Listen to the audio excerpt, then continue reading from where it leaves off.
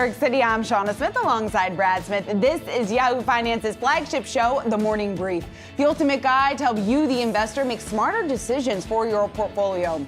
We're tracking early session volume while bringing you today's top market themes and elevating Yahoo Finance's most popular newsletter. Well, guess what? We said it yesterday. We're going to say it again. We got a packed show for you here on this Friday morning as stock futures are edging higher. The S&P 500 crossing 5,000 for the first time ever intraday during Thursday's trading session, but pulled back below that threshold before the close. However, take a look at the futures here. We could be set for our first open above that level here. We'll see where we close ultimately, but a lot of economic data and revisions this morning is certainly in focus. Yeah, and Brad, at least for now, the CPI revisions this morning offering some relief for investors, and this comes as they digest the latest round of earnings. PepsiCo, Pinterest, Expedia, among the companies setting the tone ahead of the bell. Let's get right to it with the three things that you need to know. Your roadmap for the trading day. Yahoo Finance's Josh Schaefer, Brian Sazi, and Josh Lipton have more. Yeah, hey Brad, stock futures edging higher ahead of Friday's opening bell. Investors watching to see if the S&P will close above 5,000 today for the first time ever. The benchmark average briefly crossing that psychological level on Thursday as many companies continue to surprise to the upside this earnings season. All right, shares of PepsiCo are relatively flat on a mixed quarter and initial 2024 outlook. PepsiCo reporting some signs of sales weakness across its U.S. beverage and important Frito-Lay divisions, thanks to more cautious consumers. But PepsiCo Chairman and CEO Ramon Laguarta sounded upbeat moments ago in my phone chat with him. We'll bring you his comments and our analysis in just a moment. And shares of Pinterest tumbling in pre-market trading. The social media platform's fourth quarter revenue missing the street's expectations and issued weak guidance. Pinterest following Snap with a sluggish holiday quarter as the company continues to struggle with growing its ad dollars.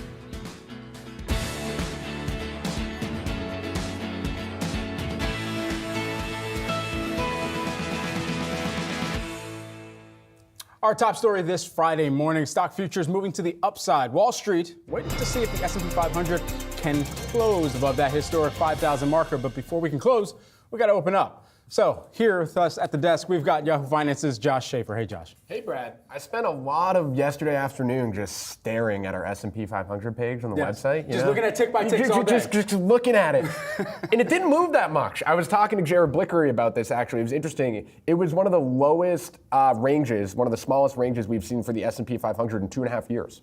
The S&P was roughly flat for almost the entire day. It really didn't move that much, so it was sort of a fun day if you're, maybe too into the market like I am and like to watch the S&P 500 and see if I get 5,000. But you're doing your job. There wasn't really a lot of fireworks that come with that. And I think really, guys, we've talked about this to start the show a lot of days this week. We haven't seen a lot of negative catalysts really come through here while we're sitting at record highs, right? We haven't heard a new narrative really from the different Fed officials that have been speaking. We haven't had some kind of blowout earnings miss that makes everyone panic a little bit. CPI revisions, which we were all very excited for this morning, came in fine. The inflation story is still fine. So really, we haven't had anything to the downside yet. Yeah, it almost sounds like you need to have a little bit more going on in the personal life here, so you stop watching the tick by tick of the S&P, holding your breath ahead of these revisions. But Josh, let's talk about, as we shift our focus, obviously there's going to be a lot of, at least you will be very, very closely watching today's action, but shifting our focus to next week, right? Because the real main driver of the market, one of the main drivers of the market here, aside from earnings, is going to be the inflation prints that we're getting. Revisions were a bit of a relief here, but how does that set us up ahead of next week's report? Yeah, you take a look at the CPI estimates for next week and what we're looking for the month of January is pretty big. Yeah. Like, we're talking about a pretty big jump down. So year over year, 2.9%. That's down from 3.4% the month prior, month over month coming in at 0.2%. And then core CPI is expected to come in also lower at 3.7% year over year. So you're looking for some decent drops here. And we're getting to that point now where it's expected that inflation is going to be coming down, and that's sort of what people have priced into the market, right? That's the expectation is, well, we know inflation's on its downward path. We hope the economy stays up. So you do have a little bit of a risk if one of these prints comes in hotter than expected.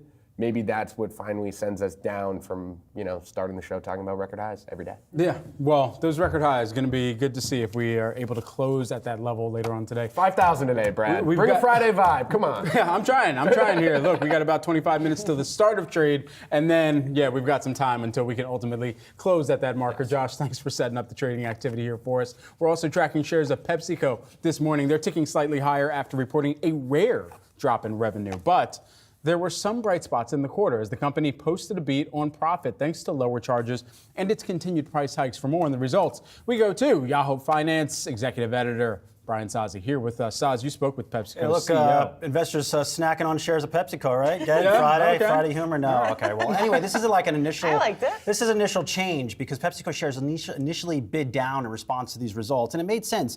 Going through tick by tick, the company missed on sales. North American beverage unit, its important Frito-Lay division, markets and PepsiCo investors never like to see anything related to any weakness with Frito-Lay. The Quaker business also had some challenges. Volume declined in all segments.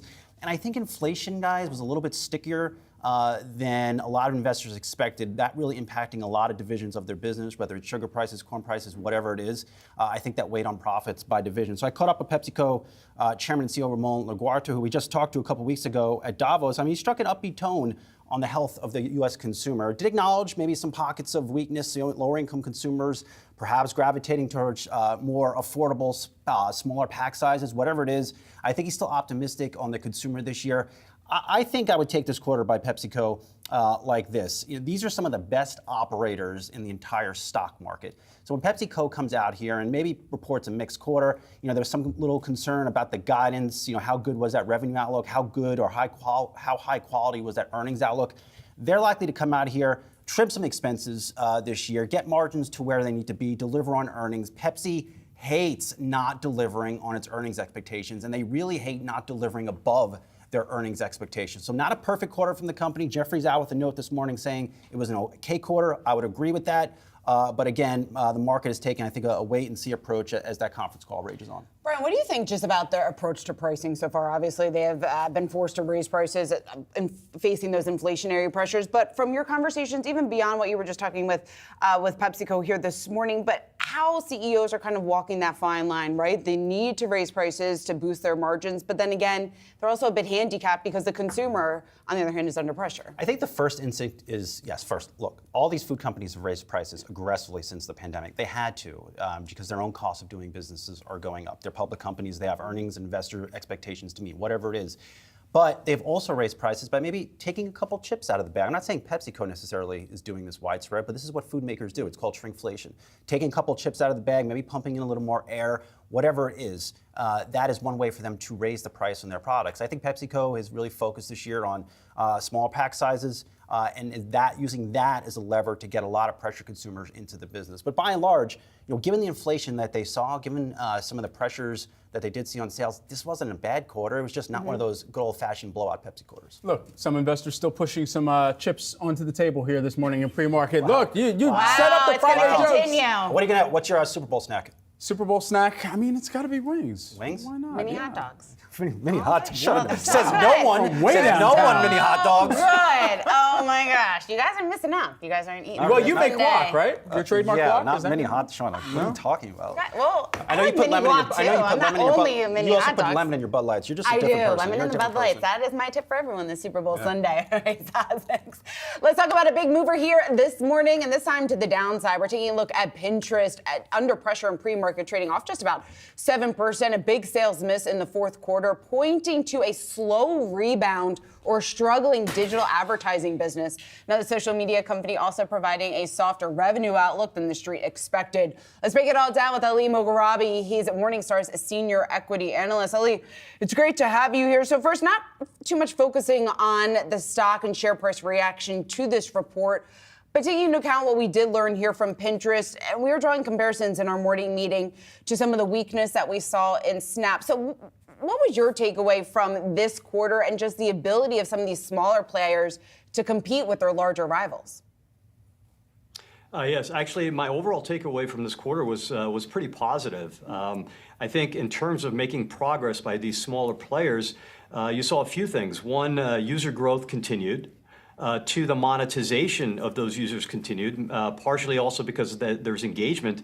And then, and three, of course, the ad spending by the advertisers, they showed a little bit more loyalty, I should say, to the platform. They're actually utilizing more than one of their ad tools to launch campaigns and to purchase ad inventory. And then the final thing was that margin expansion. I think it was pretty impressive, which shows that what we have been saying all along is that these guys, along with Meta, they have a network effect.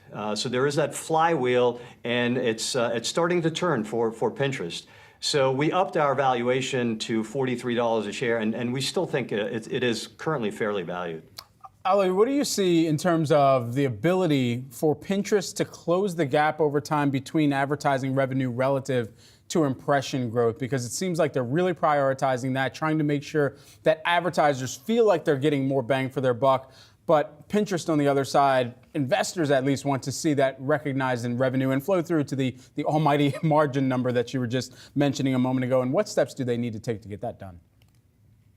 Well, I think basically increase that loyalty of the advertisers to that platform. So take some steps, providing them various types of ad tools in order to, of course, help the advertisers meet their objectives. And their objectives vary, right? You've got these guys that started off a few years ago with attracting more broad-based or brand advertising.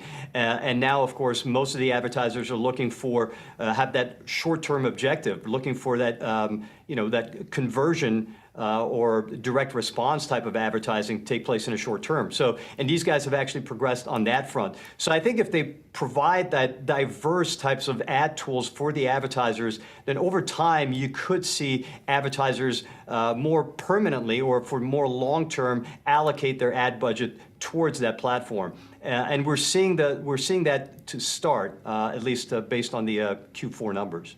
When it comes to some of the biggest challenges here facing Pinterest, obviously slower growth here in the U.S., globally, a risk to their business. How are you factoring that in to the company's outlook, at least in the short term? Because there is a lot of uncertainty when you think about not only what's happening here in the U.S. on an election basis, but also what's happening around the world.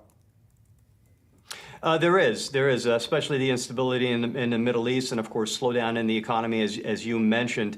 But I think what these guys are focusing on, again, goes back to what I just said a second ago, that direct response, right? So in times of uncertainties, the advertisers mainly look for that immediate or very short-term conversion. They want that click from that ad onto their website and or on that platform itself for that user to make a purchase right away. And that's the direct response. And these guys are progressing on that front. So I think that will help them. And again, of course, more advertisers basically allocating a bigger chunk of that budget. Now, that entire pie may be reduced a little bit, but actually allocating a bigger slice of that pie towards Pinterest platform. And again, we're seeing these guys progress on that front. One number stuck out to me from the call as well here. Gen Z, 40% of their user base. Now, Ali, from your perspective, is it safe at this juncture for Pinterest to bet the house on Gen Z? Well, I don't think they're betting the house on Gen Z. I think what they need to do is they need to basically attract users of various age groups, right? Various generations. So, and I think they're doing that because you need to make sure you maintain those users as they grow, as they mature, as they, of course, become full-time employed, as they start to spend more, as they start to focus a little bit more on decorating their newly purchased homes and so forth. So I think they want to make sure that they maintain that balance. But growth on that Gen Z front was pretty impressive, as you mentioned. Ali, they also have a new partnership with Google Ads. How big of a boost do you see that being for user monetization? I think it is. These guys have been pretty much what we refer to as a walled garden for a while, right? So they handled selling their ads to the advertisers themselves. Now, bring in third parties such as Amazon and now Google really helps them. For Google, it really helps them in terms of increasing monetization on the international front. As we know, Amazon certainly has a huge market share here in the United States, and they've done pretty well. They've gotten off to a good start. with Amazon here in the U.S., but I think Google will help them more in terms of monetization on the international front. And if you looked, and you looked at the ARPUs, or the average revenue per user in the international markets that these guys generated compared with what they did in the United States, the gap was very, very big. So I think that that partnership with Google will help to narrow that gap over time. All right, Ali Mogharabi, always great to talk with you here this morning. Morningstar's senior equity analyst. Thanks. Sure. Well, coming up, we've got some big interviews over the next couple of hours. First up, our conversations with Affirm's CEO, Michael Linford. We also have FanDuel CEO Amy Howe among a very strong lineup there. Canopy Growth, the CEO David Klein, is joining us next on the company's earnings. We'll be right back.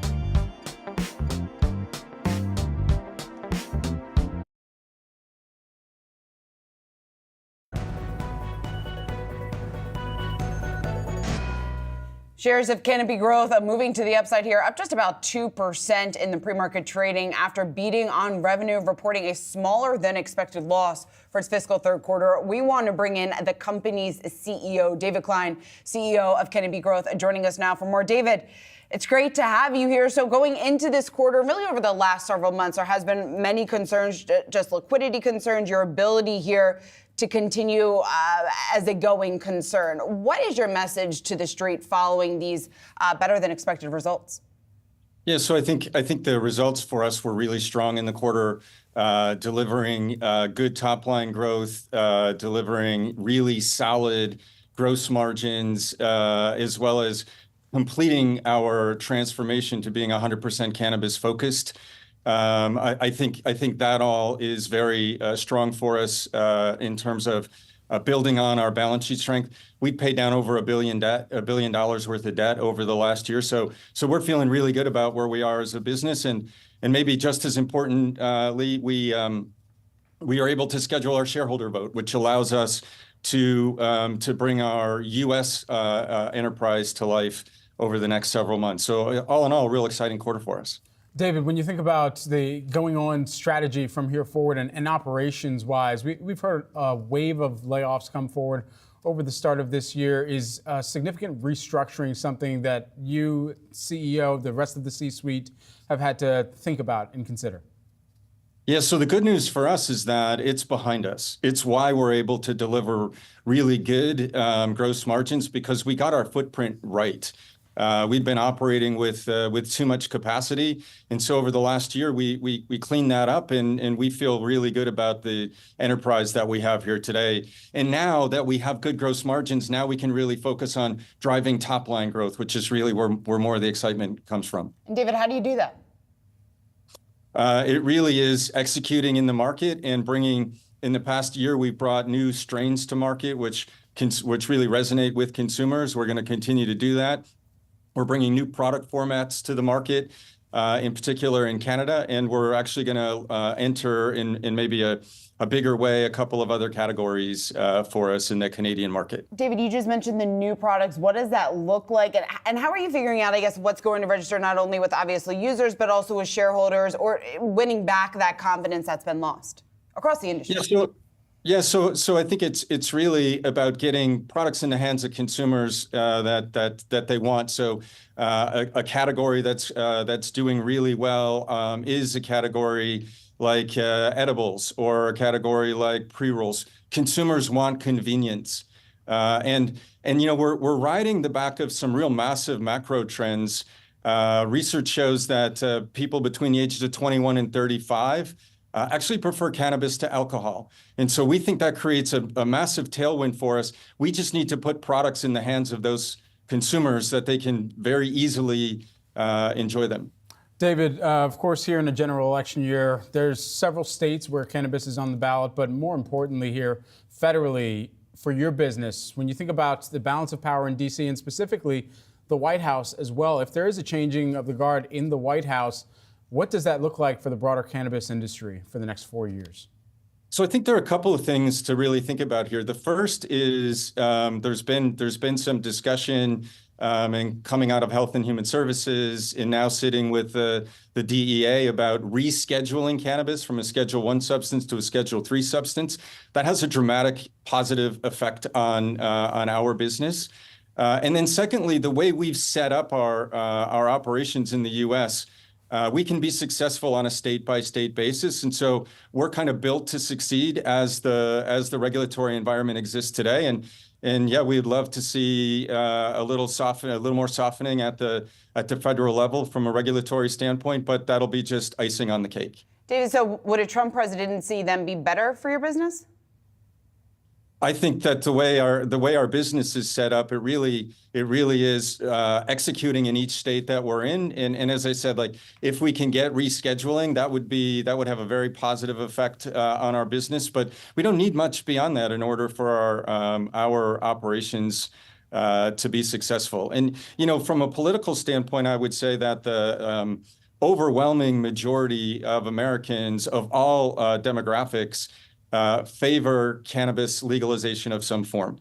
And so we've seen momentum behind Republican initiatives to loosen regulations, and we've seen momentum behind the proposals from the Democrats. So we'll just have to see how it all plays out, but we're prepared to do well in any environment. Yeah, 70% of U.S. adults saying marijuana should be legal, according to a Gallup poll late last year. David Klein, good to catch up with you. Canopy Growth CEO, thanks for taking the time.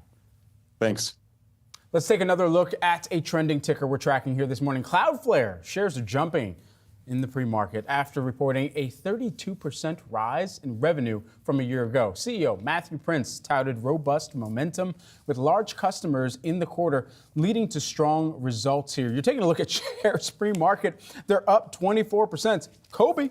Anyway, one of the huge things that we're tracking here with Cloudflare that they mentioned on this call, which was actually really interesting to me, was the fact that you've got an election year here where internationally there's going to be so much more focus on cybersecurity. And they actually brought that up as one of the drivers of demand that they're seeing right now. I thought that was particularly interesting, as they were saying the fact that we've been leaders in protecting elections, making sure that elections are run without cybersecurity. Being part of the story has gotten us in the conversation in a lot of places around the world. A record number of people heading to polls internationally here in 2024. Yeah, certainly more spend on cybersecurity is one of the trends that we saw play out in 2023, and one of the trends that analysts, industry watchers are expecting to continue here in 2024 for exactly the reason that you just laid out there, Brad, the lead-ups here to the elections, not only in the U.S., but also around the world. And digging into these these results that we just got here from Cloudflare. A lot of the better than expected drivers here is because it was boosted by large new deals and also renewals. And a couple of the Streets analysts here pointing out that the upside to the quarter was mostly driven in large part to the U.S. Department of Commerce deal and the largest renewal in company history. So that helped the company or lead the company to better margins, which we saw increase here on a year-over-year basis. So again, that stock jumping once again in pre-market trading. All right, well, coming up next on Yahoo Finance, we've got the opening bell, just 5 minutes to go. We'll be right back.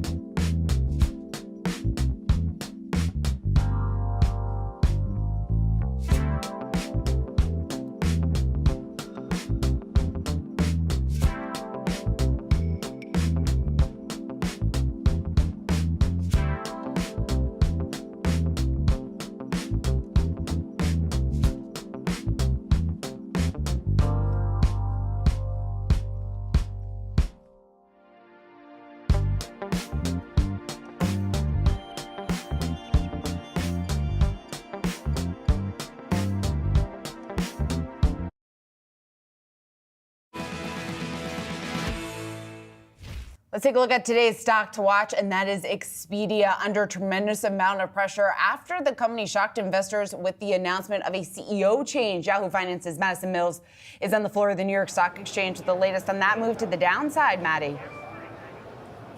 The declines to Expedia are not going to make sense when I run through the numbers, but I had some conversations with my sources at the stock exchange this morning and got a little bit of clarity about why this amazing earnings print led to such a tumble for Expedia. They hit a 52-week high yesterday. Then they had their earnings print, just running through a couple of the amazing wins that they had here. 33% gain on EPS is what was expected. They came in at 37%, revenue up 10%, gross bookings up 6%, but an announcement of a C-suite shakeup. The previous CEO changing out for the previous president. That shakeup is what some folks are blaming on the stock taking a tumble, but my sources here telling me it's just a buy the rumor, sell the news event. When this name hit a 52-week high earlier in the day, maybe it's an opportunity for some investors to shave their holdings in Expedia, maybe taking a little bit of profits in off of that amazing earnings print.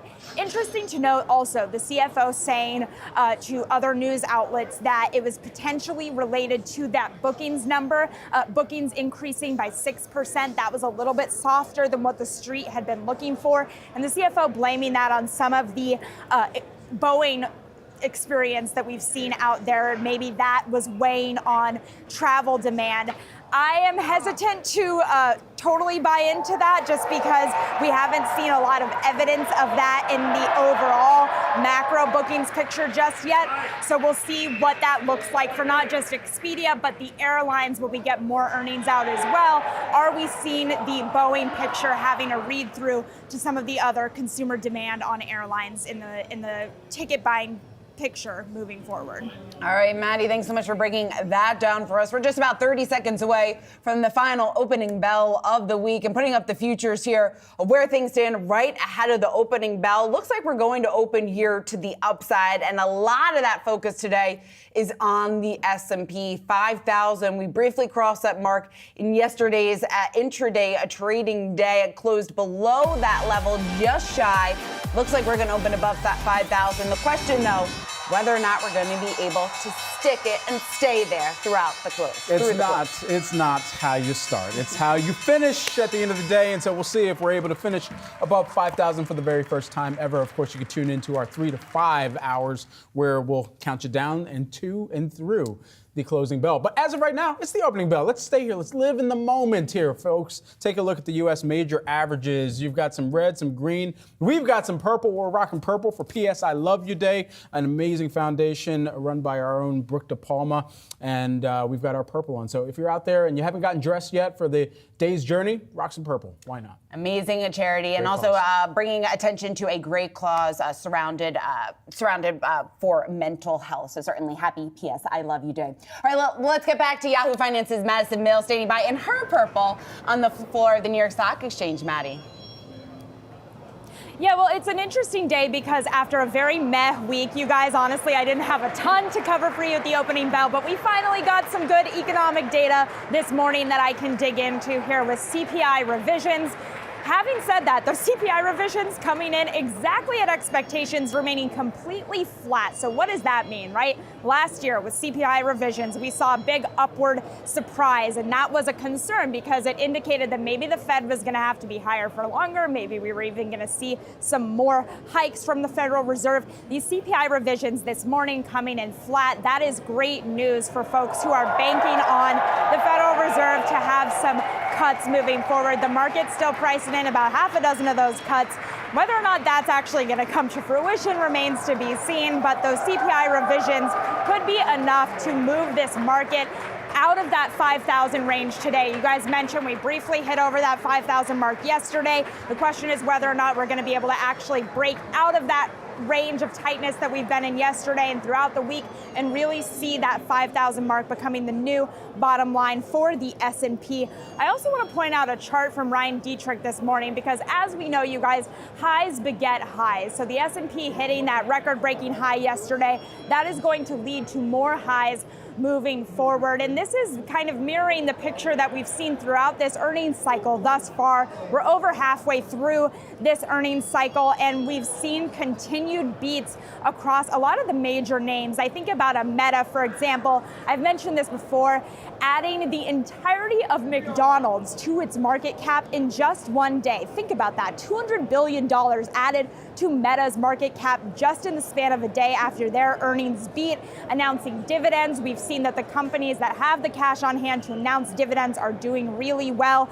My next question is going to be, what does NVIDIA look like coming up on the 21st? They have added the entirety of Tesla to their market cap just in the past 2 months. Are they going to be able to support that in their earnings print coming up in a few weeks here? My question, Maddie, is do we see another metaverse-like ad for Meta Platforms on the Super Bowl? We'll see. Ultimately, that one caught a lot of people's attention. They didn't have legs at the time. Now we got legs in the metaverse. So big, like 200% year over year change there. Maddie, appreciate it. Thanks so much.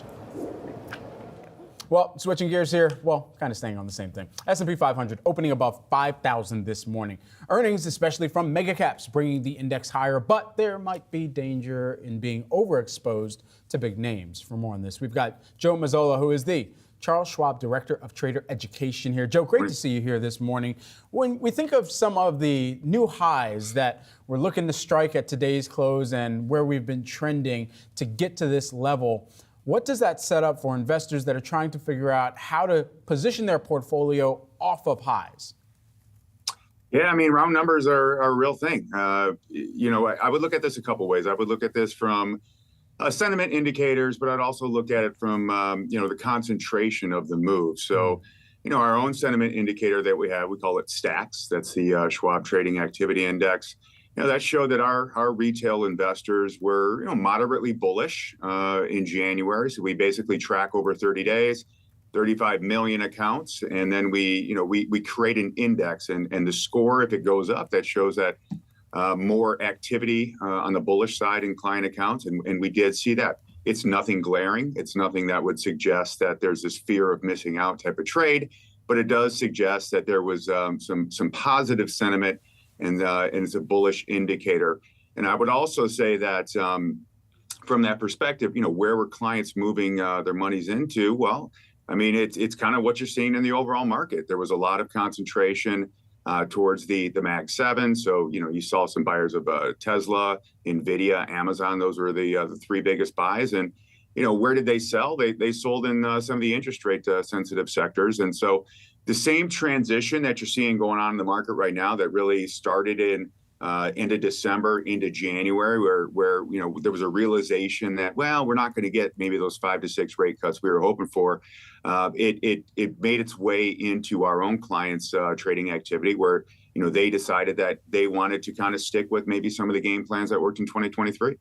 Joe, in terms of what you're hearing from many of your clients right now, yes, there's a lot to be excited about. We have the S&P just above that 5,000 level, but there is a heck of a lot of uncertainty. And even just looking ahead to next week, when it comes to those CPI and inflation prints that we're going to be getting, what is the biggest concern that you're hearing, or biggest worry from clients, and how are they then hedging some of those bets?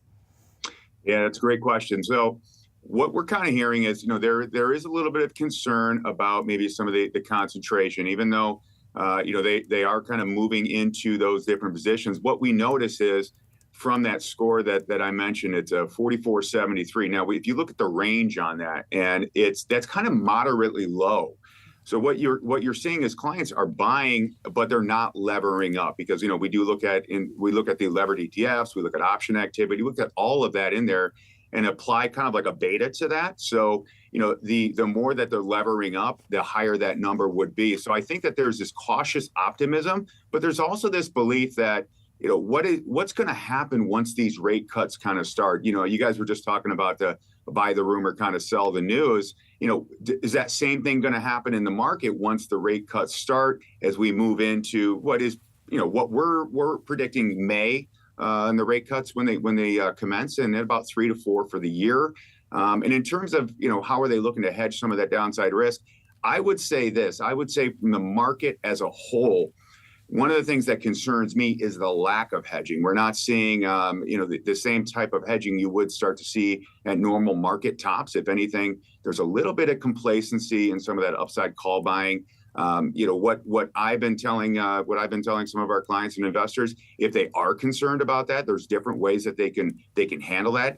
One way would be maybe trimming some of those long equity positions and rotating into like call spreads or covered calls, because of the fact that the call premium, the call skew relative to what people are paying for puts, it's higher. Right now, it's about the 5th percentile, meaning 95% of the time it doesn't trade at these levels over the last 4 years. So, it's noticeable. Joe, we've got a whole Super Bowl and then a whole NBA All-Star Weekend. We've got all these events until the next jobs print. If we get another hot jobs print, what does that signal for how the Fed may evaluate this entire rate cut situation, and what investors should be prepared for?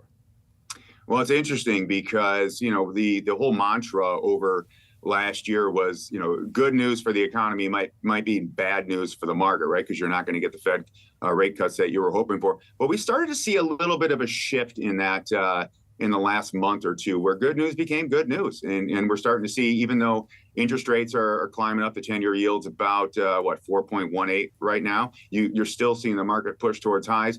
Maybe investors are starting to digest that information and just say that, you can still have good economic prints at these levels, and the market can handle that. I would say that next week's CPI and PPI data are really important numbers, because if they come in hot and way above expectations, that could be something that could definitely stall this rally. You can still have good news and have new all-time highs. Joe Mazzola, Charles Schwab, Director of Trader Education. Joe, thanks for taking the time here today. Thanks so much. Absolutely. All your markets action ahead. Stay tuned. You're watching Yahoo Finance.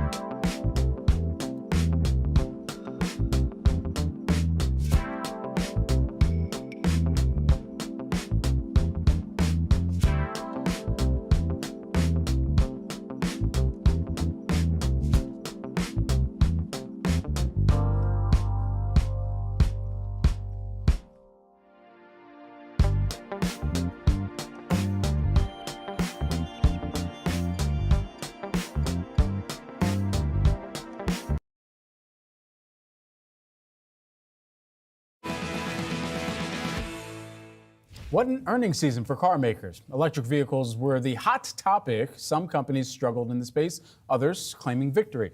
Let's listen to what some of the biggest automaker CEOs had to say. It's true, the pace of EV growth has slowed, which has created some uncertainty. Now, some have portrayed the change in the EV market as Darwinian. That could be a slow evolutionary change, but we think this has been a seismic change in the last 6 months of last year.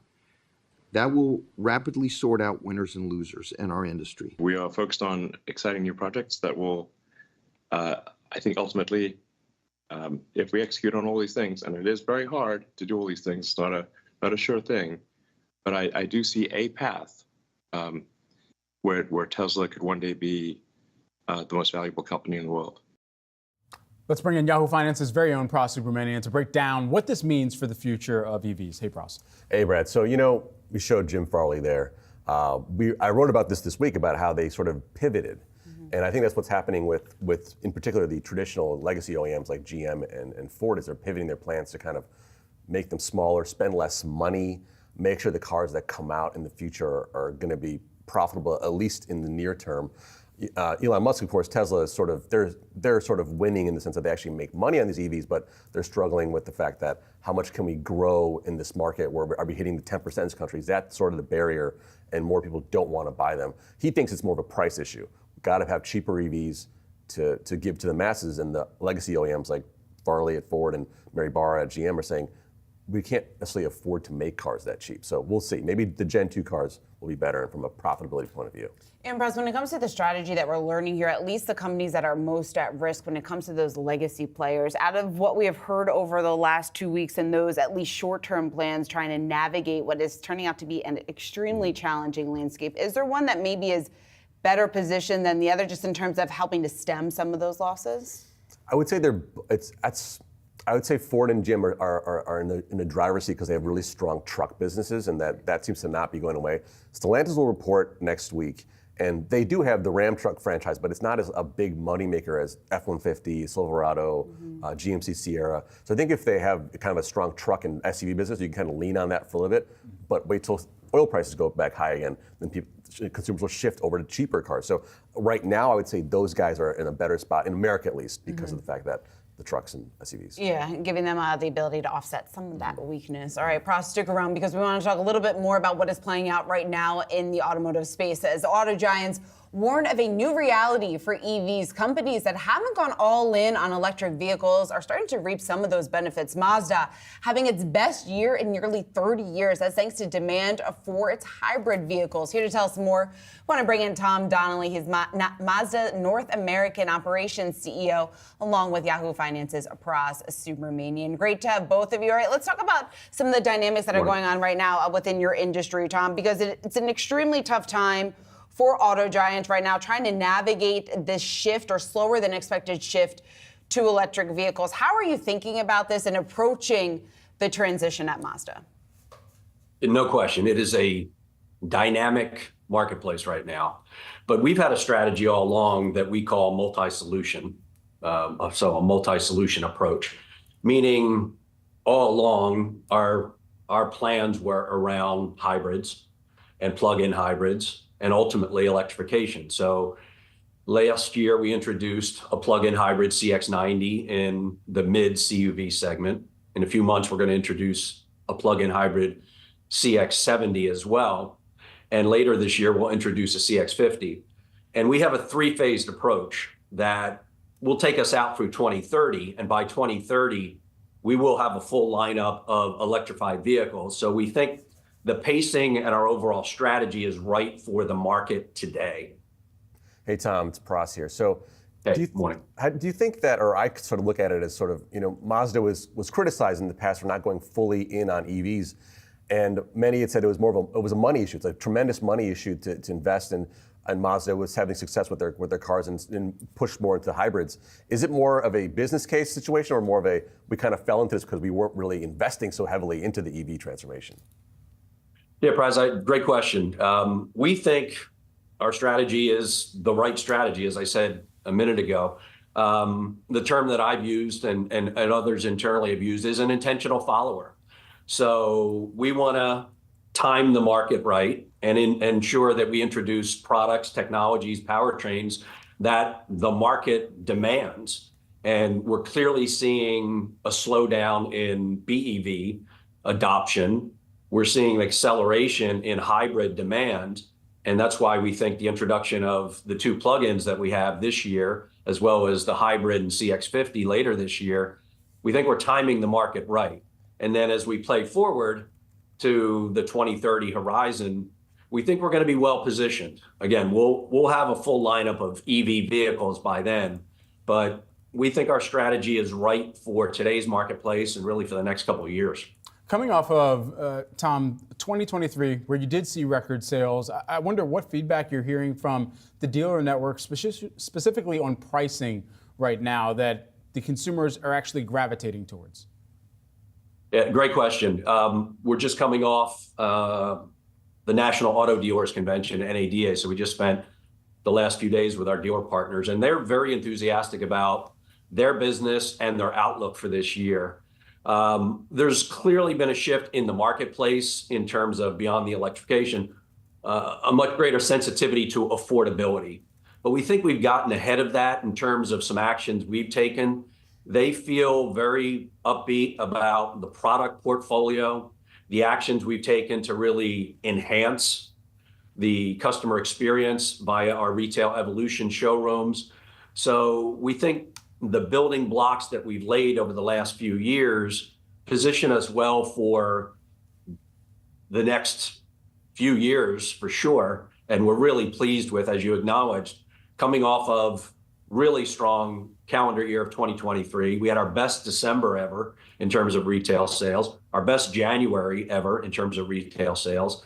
And we've got a few products that we're going to introduce this year. So we feel really upbeat about our plans and our outlook for this year. Hey, Tom, so, you know, the CX-70 just announced and revealed late last month. It's a popular vehicle amongst the Mazda faithful, right? But also it's a very competitive landscape with that mid-size crossover area, that market. You know, we just saw Ford talk about how they're going to exit that market in terms of EVs in the future. They're saying it's too difficult. How do you feel about that? Do you think that Mazda has sort of the right kind of game plan in place to address the extremely competitive marketplace that is that mid-size crossover market? Yeah, great question, Prez. Yes, we feel like we're well positioned, and in the respect that when you think about what buyers in that segment desire, we think the characteristics of the product and the Mazda brand really set us up for success there. More specifically, the importance of styling and driving dynamics. I mean, the customer profile in that segment is largely empty nesters, fairly affluent. They have options and they have choices.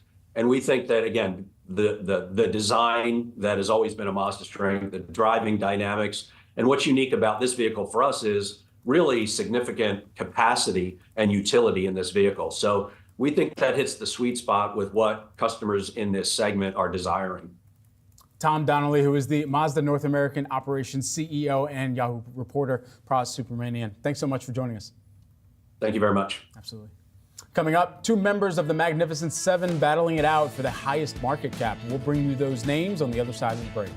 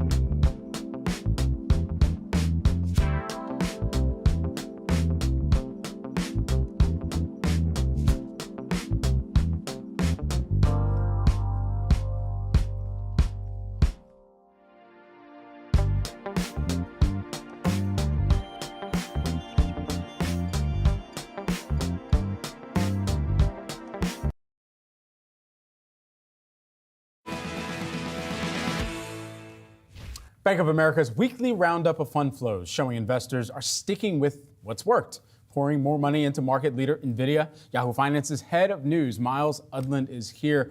Why are they doing it, Miles? Oh, the groundbreaking NVIDIA trade. I think what's been interesting watching fund flows and kind of the other conversations that we've been having, in the newsroom and on this show, is how much the early going of 2024 resembles what happened in 2023. Now, the stat from this week's note from Mike Hartnett and the team over at Bank of America that's interesting. NVIDIA right now, its market cap is double that of Tesla. Two parts to that story, of course. There's the NVIDIA rally that we've seen, the continuation, the mega cap trade, all around AI. Also the decline of Tesla now. I think they're down, 25% so far this year, give or take, depending on the day.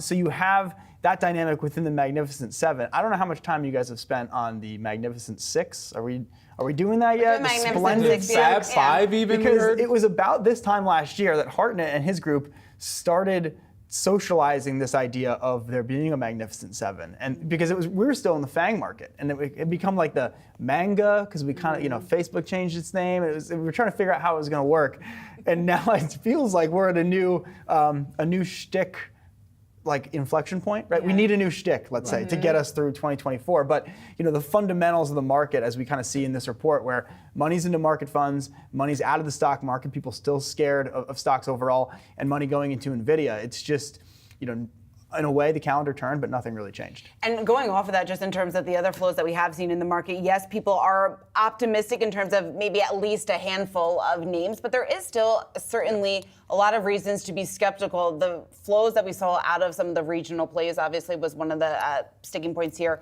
one of the things that stuck out within this report, and then also just the interest that continues to happen into these money market funds. Yeah, I'm hoping we all see it in our lives. I hope we all have high yield savings accounts, and we're seeing that those rates still are, depending on where you're at, 4.4, 4.7% ish. And I've spent all of last year mentally preparing, right, for that to go under 4. And here we are, still enjoying the spoils of the Fed keeping rates elevated. But look at that at an institutional level.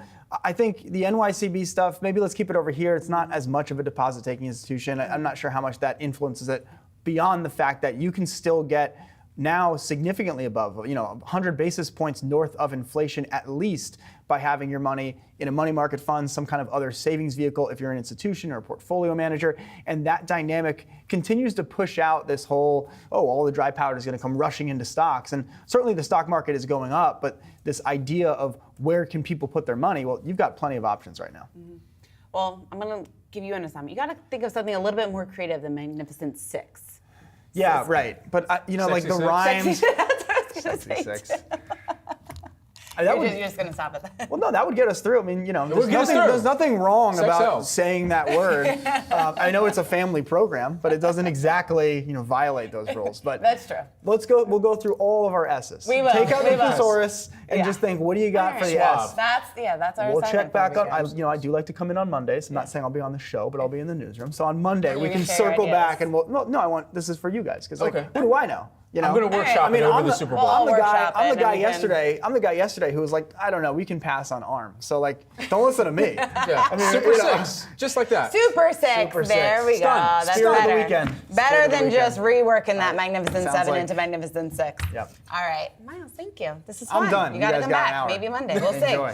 All right, guys, keep it right here on Yahoo Finance. Much more of your market action ahead. Take-Two Interactive falling today after issuing and disappointing guidance. You're looking at a drop just about 8%. We'll be right back.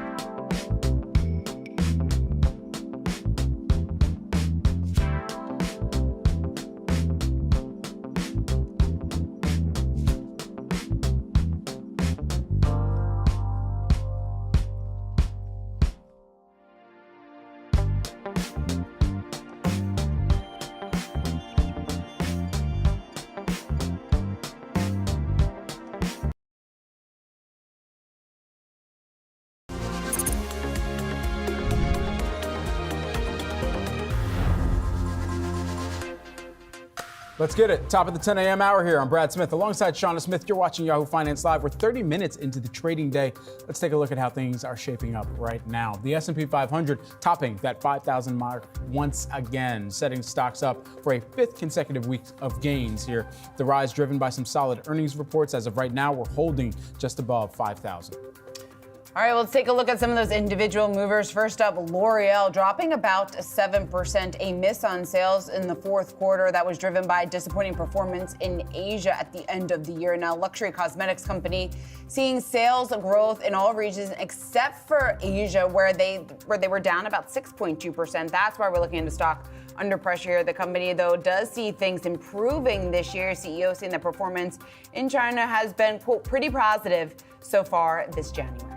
And excitement around Grand Theft Auto 6, GTA 6 can't save Take-Two stock. Shares of the video game company right now extending declines today after issuing a disappointing forecast, saying it sees weakness in mobile advertising as well as in revenue from its NBA 2K24 basketball game. Take-Two CEO telling analysts the company is working on significant cost reduction in an effort to maximize margins. In Newell Brands, the maker of Rubbermaid and Sharpie, under pressure this morning. Its soft outlook weighing on shares. Now, the company expecting net sales to fall by up to 8% this year. And this also comes as the company undergoes a major restructuring to reduce costs and also strengthen its brands. Well, oil prices are on track for about 5% in weekly gains. Crude futures have been steadily climbing as persistent tensions in the Middle East show no signs of abating. Our very own Ines Ferre is here tracking those moves in oil. Ines? Yeah, Brad, and we are looking at WTI that's above $77 per barrel. Brent crude also above $82 per barrel. A couple of developments this week. One is that Israel rejected the proposal from Hamas for a ceasefire, calling it delusional, basically. So this has been lifting oil prices because that area, the Middle East area, tensions, there's no clear signs of when those tensions will be abating, will be stopping. You've got also the Red Sea issues with cargo ships that are avoiding that Red Sea, and also the Strait of Hormuz, which is near Iran. Remember also that Iran produces more than 3 million barrels of oil a day. So were any of that to be knocked off, you would see higher oil prices. I do also want to mention the EIA data that came out this week, basically lowering its growth forecast for U.S. oil production. Those high levels that we saw in December 2023, the EIA isn't forecasting that to come again until February 2025. So that concern that we saw in the market about perhaps oversupply in the market this year, that concern is abating with those forecasts. I just want to pull up a year-to-date chart for WTI and for Brent crude. WTI up more than 9%. Remember, we started the year kind of bearish when it came to oil, but really solidly above that $75 threshold that we had been watching for so long. And Brent crude solidly above the $80 threshold, up more than 8% year-to-date, guys. All right, Ines, thanks so much for tracking the moves there and bringing them our way. We appreciate it. President Biden gets to avoid the courtroom. A special counsel has found that President Biden willfully retained and disclosed classified materials after his vice presidency when he was a private citizen. But unlike former President Donald Trump, the counsel will recommend against criminal charges. Here to break down the differences in these two cases and what it means for the upcoming election, we've got our very own Rick Newman. Hey, Rick. Hey, guys. Well, this was technically a good finding for Biden, but it turned into kind of a political disaster because the main takeaway here is that this prosecutor described Biden as an elderly man with poor memory. I think we're going to be hearing that phrase over and over again until November. So what this finding actually did is, it basically exonerated Biden. It did find that he did have bring classified material to his home after he left the vice presidency in 2017. But it basically said it could have been an innocent mistake. And importantly, when prosecutors or when the government confronted Biden about this, he fully cooperated. He said, come on in, look around, and he in no way caused any problems. The difference between Biden and Trump is that Trump knew that he took classified material. He showed it to people. And then when the government said, hey, we think you have this top secret or even more classified material, Trump tried to hide it. So that is why the charges against Trump include several counts of obstructing justice. And he may even have destroyed evidence such as security camera footage at Mar-a-Lago where all these documents were held. So Trump basically did not cooperate, and he tried to prevent the government from getting those documents back, whereas Biden said, just come on in and get them. So there's a big difference here. But look, I mean, in campaign years, voters often don't notice subtleties, and they just kind of notice the main takeaway here. And the main takeaway here politically is that this prosecutor said Biden's memory stinks. It's certainly a worrisome year for Democrats and Biden supporters heading into the 2024 election. But Rick, let's take a step back, because voters are starting to maybe shift their tone just a little bit ahead of the November election. There was a new poll out from NBC pointing to the fact that now when people look back at Trump's presidency, they're actually more optimistic or positive about what he did during his first term than they were when he left office. What do you think this then tells us just about how voters are starting to shift their thinking and any implications here for the 2024 results? Well, let's remember the Trump presidency was bifurcated. I mean, there was a generally calm period for the economy if you put Trump's trade wars aside, leading up to 2020. And then there was COVID. So Trump lost in 2020, I think it's fair to say, partly because people thought he did a lousy job handling the COVID pandemic. But, you know, voters are right when they think back to, if you just go back to the pre-COVID days, they are right. There was no meaningful inflation back then. Gas prices were lower than they are today. That's not really because of anything Trump did. He actually inherited a pretty good economy from President Obama, and those trends just continued under Trump until COVID. And now we know, you know, Biden came in, and here all of a sudden Biden gets stuck with inflation that goes all the way up to 9%. So voters are kind of right about that. I think where people might be making the mistake is they attribute what they remember about a pretty good economy under Trump. They think that was Trump's doing. I mean, this is always the case is, you know, there's this big question, does the president deserve blame or credit for what happens in the economy under his watch? And the answer is generally not really, but that's not the way it works in reality. So that is a big problem for Biden. It's inflation, but the trend is Biden's friend at this point. I mean, we have inflation coming down and the economy is actually improving. And look at the stock market rally we've had during the last few months. I mean, that's terrific too, but voters are not giving Biden credit for that yet. And I don't know if they will. No, Rick, you make a good point here. And I mean, outside of us in the media and reporting landscape, waking up with a cold sweat in the middle of the night, wondering whether or not the president tweeted something that might piss off another country, 2019 felt pretty good. But now we got to think about what this investor mindset is going to look like going into this general election year too, which you started to lay out. Is there any clear indication as to whether or not either side will wade into the campaign discourse and using the stock market in one way or the other? Yes, there's a lot at stake for investors here in this election. I mean, getting beyond, which president is which candidate is flubbing his lines worst, and, who's the least senile between Biden and Trump. I mean, the biggest thing coming up is the expiration of the 2017 Trump tax cuts, which expire for individuals at the end of 2025. So the next president is going to be the one who either signs a tax cut extension into law or effectively presides over a de facto tax hike. There's a big question of, let's say Biden wins. I think if Biden wins, I think there's a good chance he would not extend those tax cuts for wealthy Americans. And those are the people who are most benefiting from the stock market rally right now and the ones most likely to buy stocks. So that is just one issue. There are many others on trade, other types of policies, what to do about the gigantic national debt. And we're going to be talking about this a lot, guys. We will. What do we have? 10 months till the election? 9 months till the election? I think it's more. Too much time. We're inside 9, I think. We're inside 9. There we go. I know. Halfway through February already. It's hard to keep track. All right, Rick, thanks so much for breaking all that down. Have a great weekend. Bye, guys. You too. All right, well, coming up, Affirm shares sinking after its guidance disappointed the street. We are going to speak with the company's CFO next.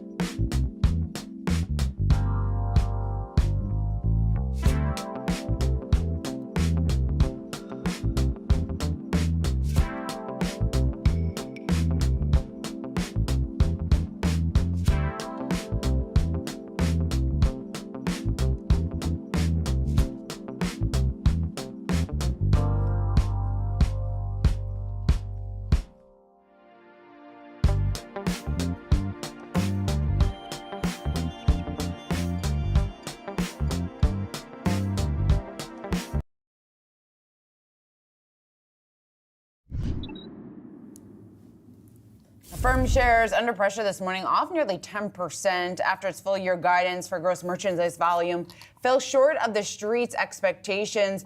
But the buy now, pay later company did see revenue jump 48% from a year ago. We want to bring in Michael Linford. He is the CFO of Affirm. Michael, it's great to have you. Thanks so much for joining us here on Yahoo Finance this morning. Thanks for having me. So let's talk about the results that you guys just put out. Yes, I guess it did disappoint the street in some metrics, but revenue growth was still up 48% on a year-over-year basis. What do you think your results tell us just about the state of the consumer right now and the resilience of the consumer? Yeah, we had an exceptionally strong quarter. We were able to grow GMV 32%, which is about 4 times the rate of e-commerce growth. As you mentioned, we had 48% growth in revenue. Our unit economic measure, the revenue less transaction cost, was up 66% year on year, posting really, really great results in the top part of the P&L. And that growth is reflective of the long-term trend we've been talking a lot about. Consumers are voting with their wallets, finding honest financial products that allow them to get the things they want and need, without all the traps of other credit products. And the thing that I'm most excited about is that we were also able to do that while driving real operating leverage in the business. We had $188 million growth in operating income because we were really focused as a team on the outcomes that we were trying to drive. And we did all that while keeping a really tight eye on credit. Our delinquencies were flat quarter on quarter and year on year. And we stand out in pretty stark contrast to so many of the other lenders out there who are seeing sharp rises in delinquencies. And we think that's reflective of the better mousetrap that we've built. Michael, we continue to try and get a sense of what the health of the consumer, what the resilience of the consumer is right now, and reading through even data like your own, as well as kind of pairing that with some of the economic data and consumer confidence readings we're getting from the Conference Board time after time. And they're saying from their positioning and what they're seeing that this is a consumer that's also waiting pending interest rates to start to get cut as well. From your own gauge, what would you say that this consumer is looking for on the interest rate side and how that might flow through to even your products and services? Yeah, I'm not sure I can speculate as to what consumers are thinking about rates. I know from our perspective, we've really retooled the business to operate in this rate environment in a way that's pretty powerful. We were able to serve a lot of consumers last quarter and feel very well positioned to continue to do that in this environment. The consumer is still out spending. They're highly engaged. And we think that the most important thing to point to there is just really strong employment data. And so while the consumer is fully employed, we feel like they're going to be engaged in the economy, and we're there to support them with the honest financial products. Mike, if we do have this higher for longer interest rate environment, are you still confident just in your ability to expand and kind of weather some of the challenges that are associated, especially with your business in this higher for longer environment, which could potentially stay for maybe longer than what the forecasters had initially anticipated? Yeah, I think so. I mean, this quarter was an exceptionally strong quarter in our unit economics. We posted well within our range of 3 to 4%, and we took up our outlook for that revenue less transaction cost, despite the fact that we're in a higher rate environment. And that's reflective, again, of the really great work the team has done. Over the past year, we put a lot of effort into making sure that the asset we're generating has the yield required. We've also executed extremely well in the debt capital markets. And we priced an ABS deal this week with 100 basis point tighter cost of capital than we did just in December. And we think that's reflective of the debt capital markets giving us credit for the outstanding results we're driving in our business right now. And we feel like that will continue. And so we feel very well positioned, especially vis-a-vis competition. Because we've done all the hard work in our business, we feel like we can really be ahead of the competition in this environment. Is there a specific merchant subset here where you're seeing a rise in users or people who are taking some type of advantage of using Affirm services? Yeah, the growth in Q2 was really broad. It was across all merchant categories. The only category that we tracked that was declining was sporting goods, and we think that has a lot to do with some of the secular trends that are still playing out from the COVID era. But the rest of the categories all showed really strong growth and across all of our merchant types. We were especially pleased with the growth that we saw in our small and medium-sized businesses. And those businesses showed real resiliency in Q2. And for us, that means that we were able to drive pretty healthy growth in merchant network revenue, which for us is a really key indicator of the health of the business. As when we're able to earn those merchant fees, we can post really strong units. And I think the strong unit economic performance is a function of all the work we've done, as well as the trends that we saw in Q2 with respect to the smaller businesses. It sounds like as well over the quarter, Michael, you've been able to kind of look across many of the in-person shopping experiences and try to get a sense of where you might be able to enter into the checkout line. What does that add on to that net margin and ultimately the financial performance, and how does that kind of increase the perspective for the business over the course of this year and perhaps even further out? It's a great question. The business that we've built to date has really been focused on serving e-commerce transactions. That's because we're a software company and we've built software products that serve those transactions really well. But we really haven't cracked the nut in getting offline historically. We were pleased to announce our partnership with Walmart, where we have gotten into some stores, and we're also extremely impressed with the traction we have on the Affirm card, where we had 29% of our GMV happening offline in Q2. It's a really effective way for consumers to take advantage of the Affirm financial product in an offline context that uses a form factor consumers are very familiar with and doesn't have a lot of friction in the checkout lane. So it's a huge opportunity for us. Obviously, despite the fact that e-commerce is still growing very quickly, much faster than offline commerce, most commerce is still conducted offline. And for us, we think that's a huge piece of upside for our business and why we're so excited about the long term here. Because the factors that are driving consumers towards adopting our products, they're not limited to the online use case. They're obviously also very relevant offline. And you're going to see us continue to focus, whether it's the card or working with merchant partners on developing solutions to serve that use case. Yeah, Michael, when you talk about the timeline of that, how quickly can you and do you plan to scale that part of your business, given the fact that it's such a huge opportunity? Yeah, I think we're pretty humble on the challenge here. It's not an easy problem to solve. I don't think very many have been able to make a lot of progress there. And so we're patient. We know that the long-term trends in our business are in our favor. Consumers are going to continue to adopt our products. Our job is to meet them where they are and make sure we take out any friction so that they can use the products in any case, in any environment that they want. Michael, always a pleasure to catch up with you and get a sense of how you're viewing things from the C-suite perspective over there. Michael Linford, Affirm CFO, joining us here today. Thanks so much. Thanks for having me. Certainly. Coming up, everyone, the American Gaming Association, the AGA, estimates a record 68 million Americans plan to wager this weekend. $23 billion is the total. Big game Sunday. We're talking sports with the CEO of FanDuel next.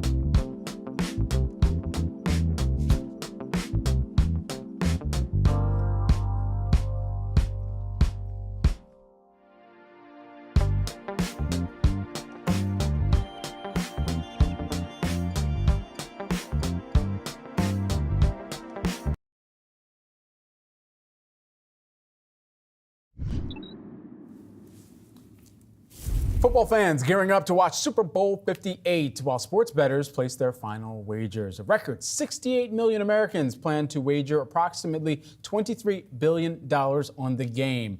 FanDuel expecting this Super Bowl to be its biggest single event in 2024. For more on this, we bring in FanDuel CEO Amy Howe. Amy, great to catch up with you. Look, big weekend here ahead as we're expecting so much eyeballs, impressions, fanfare, and as well dollar flow around the Super Bowl. What is the handle that FanDuel is anticipating going into this event? Well, thank you for having me. It's always so fun to be with you guys. Listen, there's no doubt we're going to set some records this year. Every Super Bowl is a record for us. We're heading into it with phenomenal momentum. We just came off the NFC Championship, which was the single biggest day we've ever had. In fact, I think at our peak, we had 60,000 bets per minute. But there's something for everyone. If you go on the FanDuel app, you'll see over 600 pre-live markets, great live betting offerings this year. And as you can imagine, there's a tremendous amount of excitement around the player props. Travis Kelce, of course, Patrick Mahomes, Christian McCaffrey, but there's really something for everyone. There's one of the big player props there, the props that has really taken off is the correct score. Took off on a social channel. It's one of the most popular. Folks thinking that the Chiefs are going to win 31 to 21 to the 49ers. So go online and there's lots to look forward to.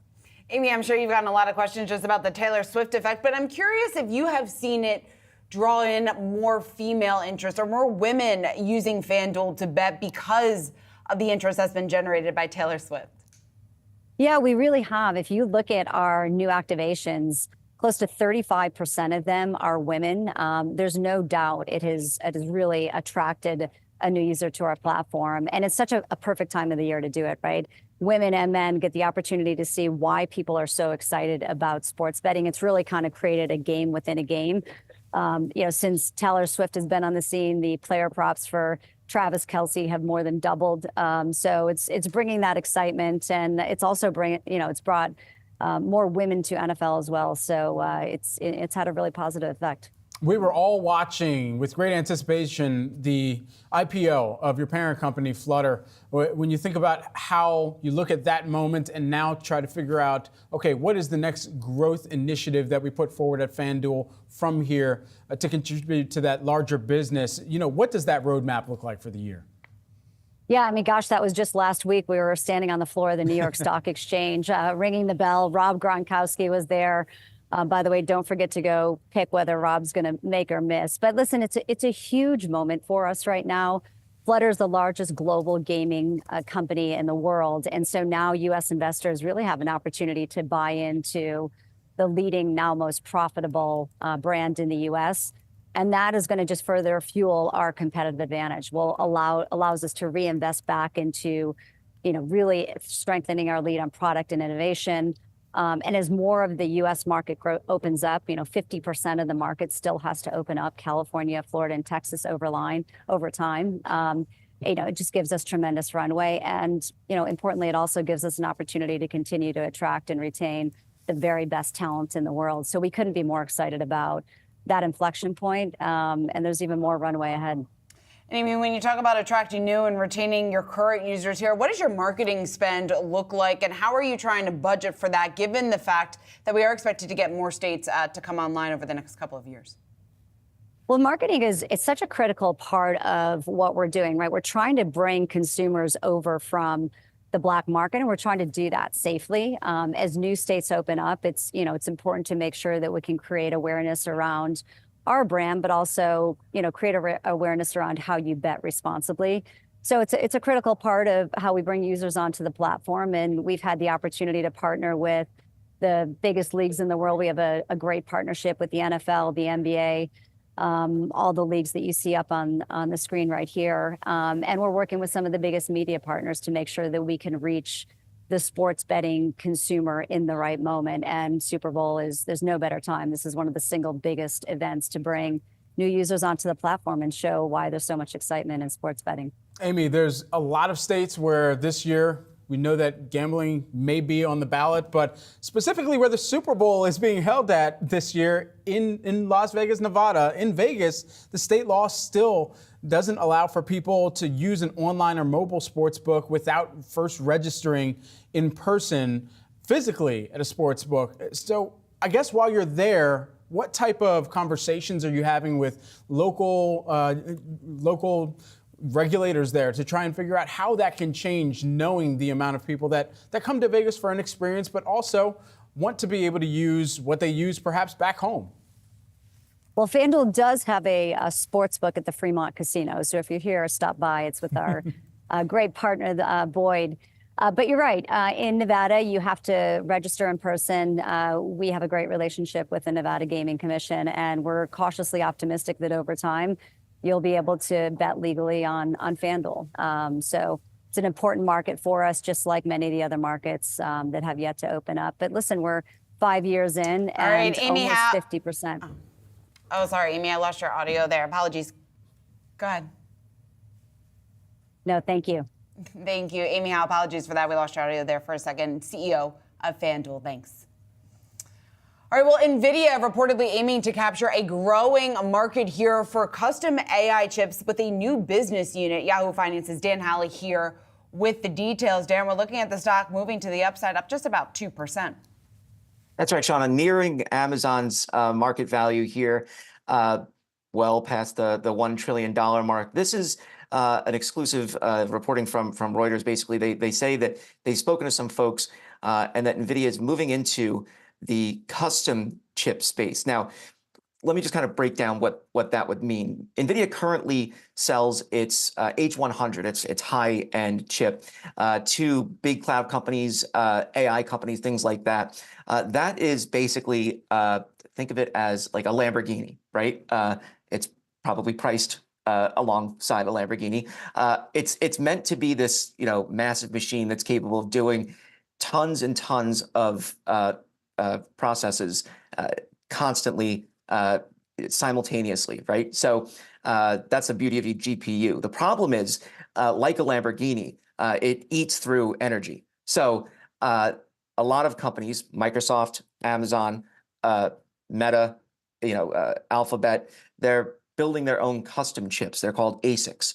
And essentially what they are is just specified chips designed for specific needs. So you have these larger chips that NVIDIA has, and they're kind of all-purpose for GPUs and AI, whereas ASICs might meet a specific need for, that's different for Microsoft, that's different for Meta. Those companies are increasingly looking at those, they're increasingly using those, and the fear is, at least for NVIDIA, that will eventually eat into their market share as well as their total addressable market, right? Because if you have a company that's building its own chips and they're specified for their needs, then why do they have to go and buy the Lamborghinis that NVIDIA offers? So now it looks like NVIDIA is trying to work with these companies and say, hey, we can do that too.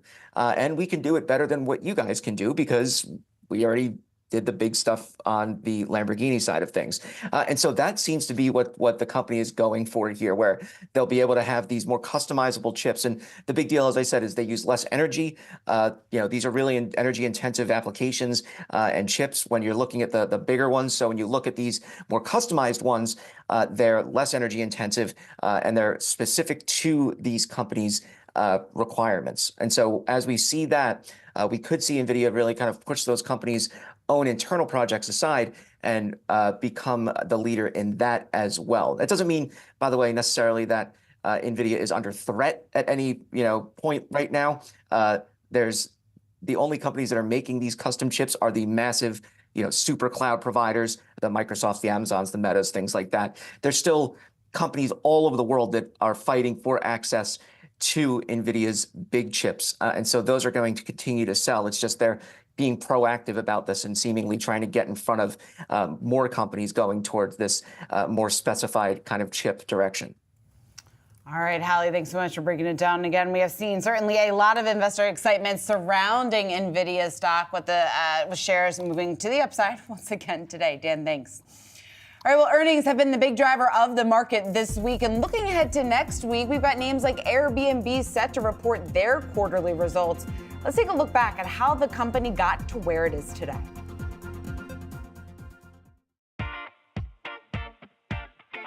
Airbnb, a company that's become synonymous with travel and leisure. Airbnb is now a verb in its own. The last time the booking platform reported a solid performance, it was overshadowed by a less than rosy outlook for the fourth quarter. So, what should you look out for this quarter? Here are 3 things you need to watch. Number 1, booking growth. Looking out for 2 key metrics. First, gross booking value. That's the total amount of payments processed on the platform, everything from host payments to cleaning fees, but it does not include cancellations. Last quarter, gross booking value landed at over $18 billion, a 17% gain from the prior year. Then there's nights and experiences booked. The platform reported over 100 million bookings for the quarter, which topped Wall Street estimates.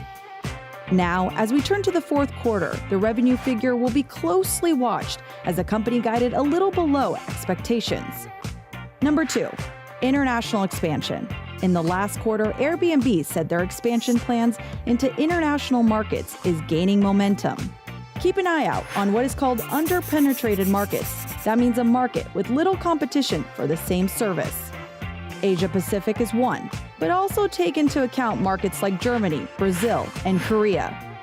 Beyond that, it's important to have a pulse on anything the company has to say about AI and how it could be a game changer for international growth in the coming months. Lastly is regulation, another key area to watch. In the third quarter, Airbnb slightly saw higher prices for short-term rentals, but this area could be hurt by changes in the regulatory landscape. For example, New York City's new law requires all short-term rental hosts to register with the city. They must show when their guests are staying, and only 2 guests can stay at a time. This applies to all other platforms like Vrbo and Booking.com. The big question here, will other cities follow suit? And what could it mean in the long term? There's a lot to digest as we look at Airbnb's fourth quarter earnings, and Yahoo Finance will be tackling the latest developments.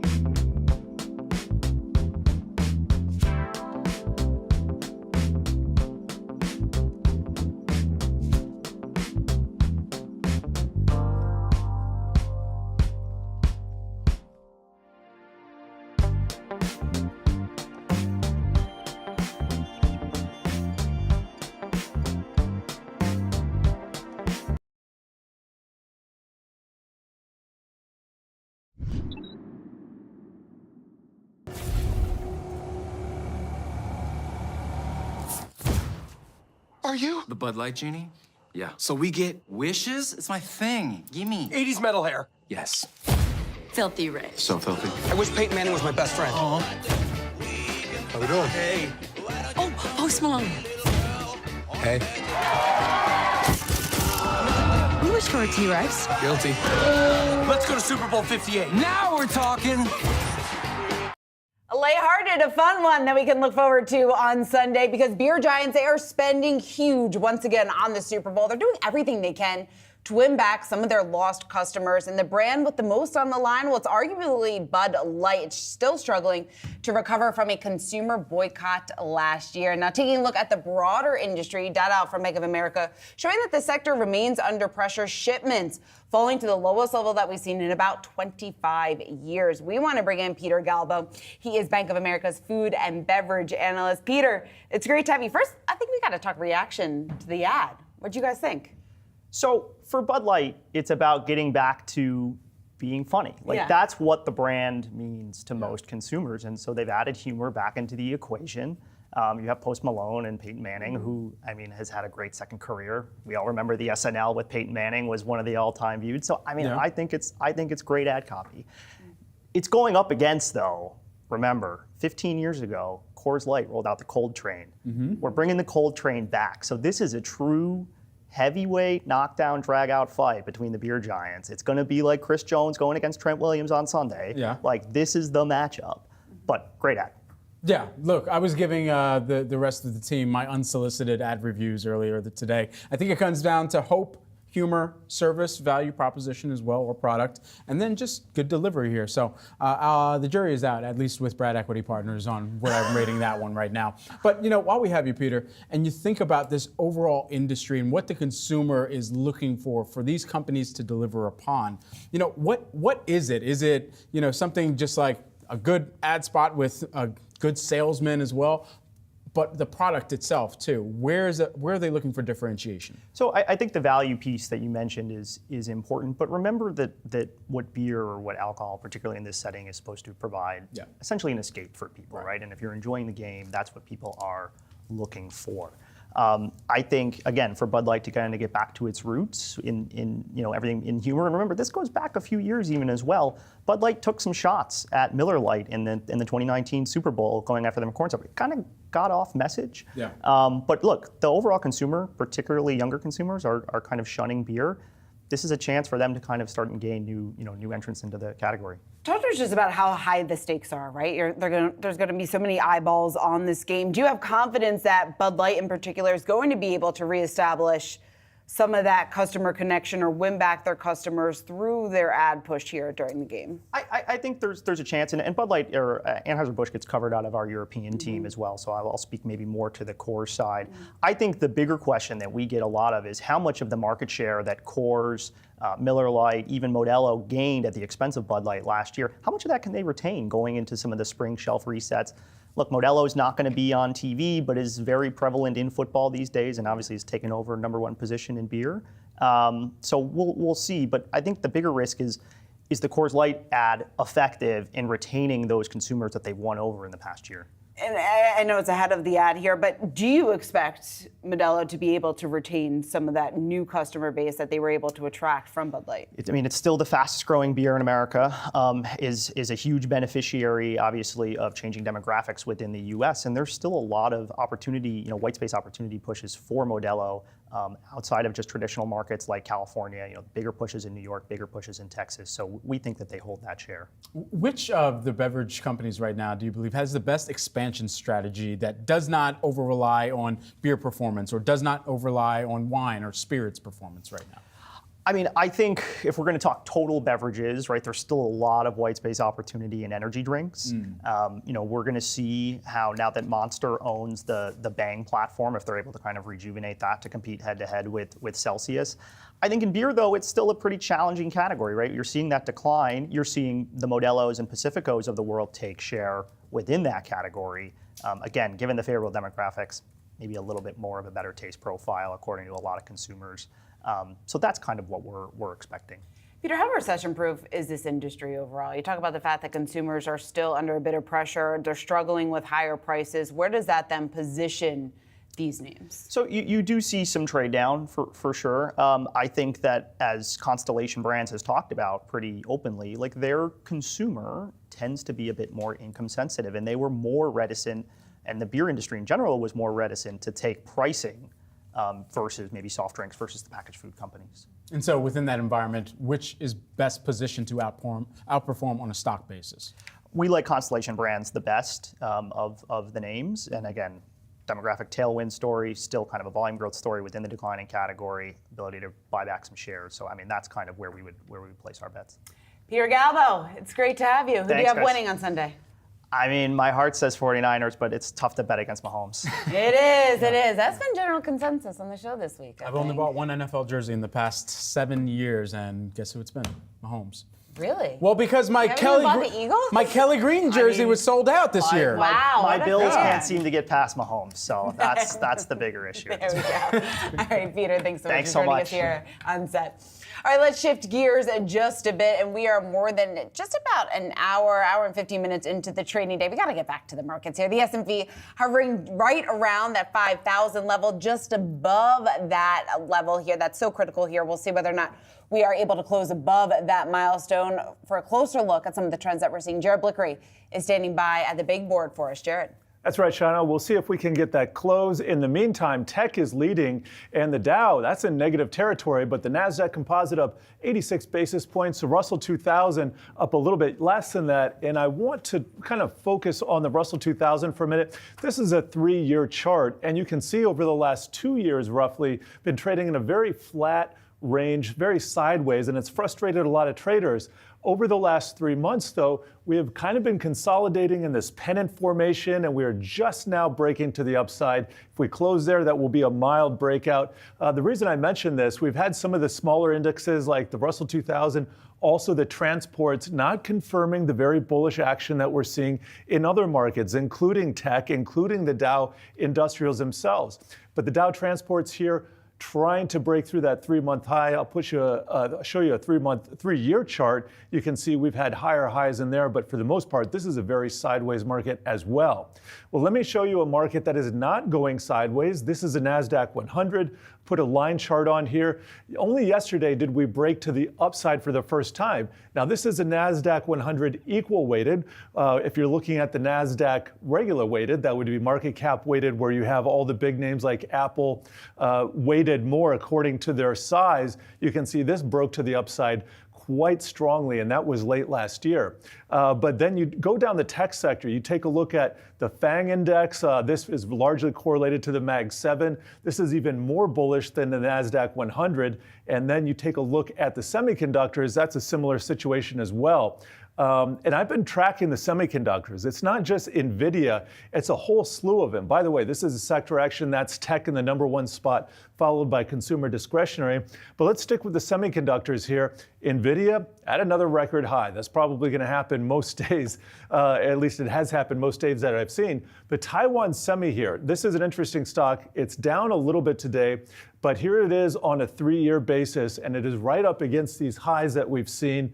Here's a 5-year, and you can see it's threatening to take out this top right here. This was a pretty big M top, but this has thoroughly completed that pattern, and now we are in an upward trend with higher highs and higher lows. We have approached these levels very quickly, so I'd expect a little bit of a pause before being able to break through if that happens, but nevertheless, looking pretty bullish there. And I was also taking a look at ASML. This is a stock that just recently broke to its own new record highs. And just looking at the semiconductor space overall in the year, let me pull up the year-to-date figures for you. And you can see NVIDIA, number two next to Supermicro Computer, that's up 161%. But look at Taiwan Semi, ASML, each up more than 24%, more than AMD. So the chip sector all around is just on fire, guys. Yeah, it certainly has had a tremendous start to this year. Jared, thanks so much for breaking that down for us. We'll keep it right here on Yahoo Finance. Much more of your market action ahead. We'll be right back.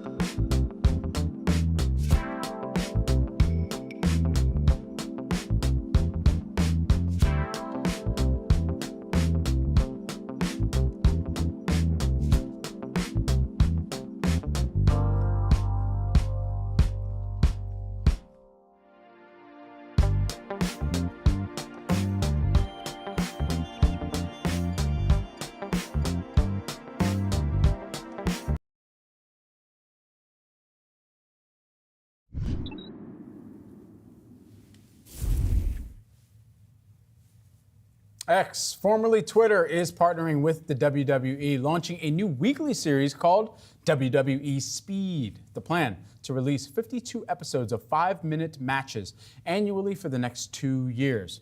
X has been pushing further and further into the video space since Musk's takeover in 2022, notably signing some former anchors to now their own programs on that platform, but now also trying to get further into some of the sports realm as well with content, as we do know that WWE, for its own right, has been pretty busy recently for TKO Holdings. We know WWE has also been able to net a deal with Netflix recently, too. Yeah, certainly. I mean, it is a huge push here. They're trying to get more eyes on their program. The fact that they're doing this on X, I think it's a win for both parties, right? You're going to potentially here expand your consumer base if they are able to watch matches that are less than 5. What do you call them? A match? What do you call it? It's a match. Match? Okay. Yeah. All right. That's right. Matches that are less than 5 minutes. So it all ties back to what we have heard from Elon Musk time and time again, right? He is looking to spend and generate and have more content on the site. He's looking to do that in ways that work on a platform. A lot of that is being done in shorter video clips. And he's doing it through sports. So I think it could be a win-win. And it's also WWE fans, they're diehards. Right, and they're find the content anyway. For advertisers who have spent decades advertising up against WWE, you know the product, you largely know what you're getting something that is somewhat of a scripted series. Don't come at me for that one. But you already know as well what the eyeballs are going to look like, and so you know the impressions, you know the type of reach that you might be able to expound upon. And so that perhaps for X in its own right, and trying to get advertisers back after Elon said, go F yourself, this perhaps is a way to say, hey, but we have WWE, so maybe we can talk. Yeah, they're doing everything they can in order to win back the trust and confidence of advertisers who have simply said that they cannot and will not be spending on X right now. So we know that that has been a job for Linda Yaccarino, and she is doing everything they can. So maybe this is a step there in the right direction for X. All right, let's take a quick check of the markets here. Hour and a half into the trading day. The S&P, we did our part. We did it. Closing our show almost above 5,000. We will see how it trades over the rest of the day. Keep right here on Yahoo Finance. And Kiko and Michelle have got you for the next hour. Have a great weekend.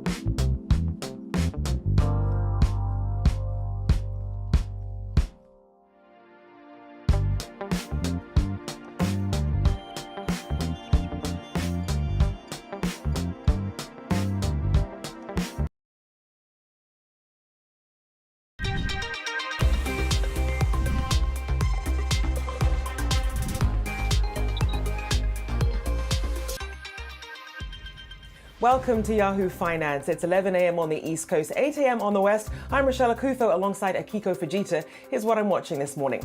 Paramount's CBS network preps to air Super Bowl 58 live from Las Vegas. Paramount's Chief Executive Officer Bob Bakish will join us later to discuss. And DraftKings also gearing up for the Super Bowl as millions of Americans plan to place their bets on the big game. For more on how the sports betting giant is gearing up, we're going to speak with DraftKings co-founder and CEO Jason Robins up ahead. And as the week comes to a close, a stream of well-received quarterly earnings helped to buoy stocks. We'll take a look at the week of reports and where the tech competition currently stands.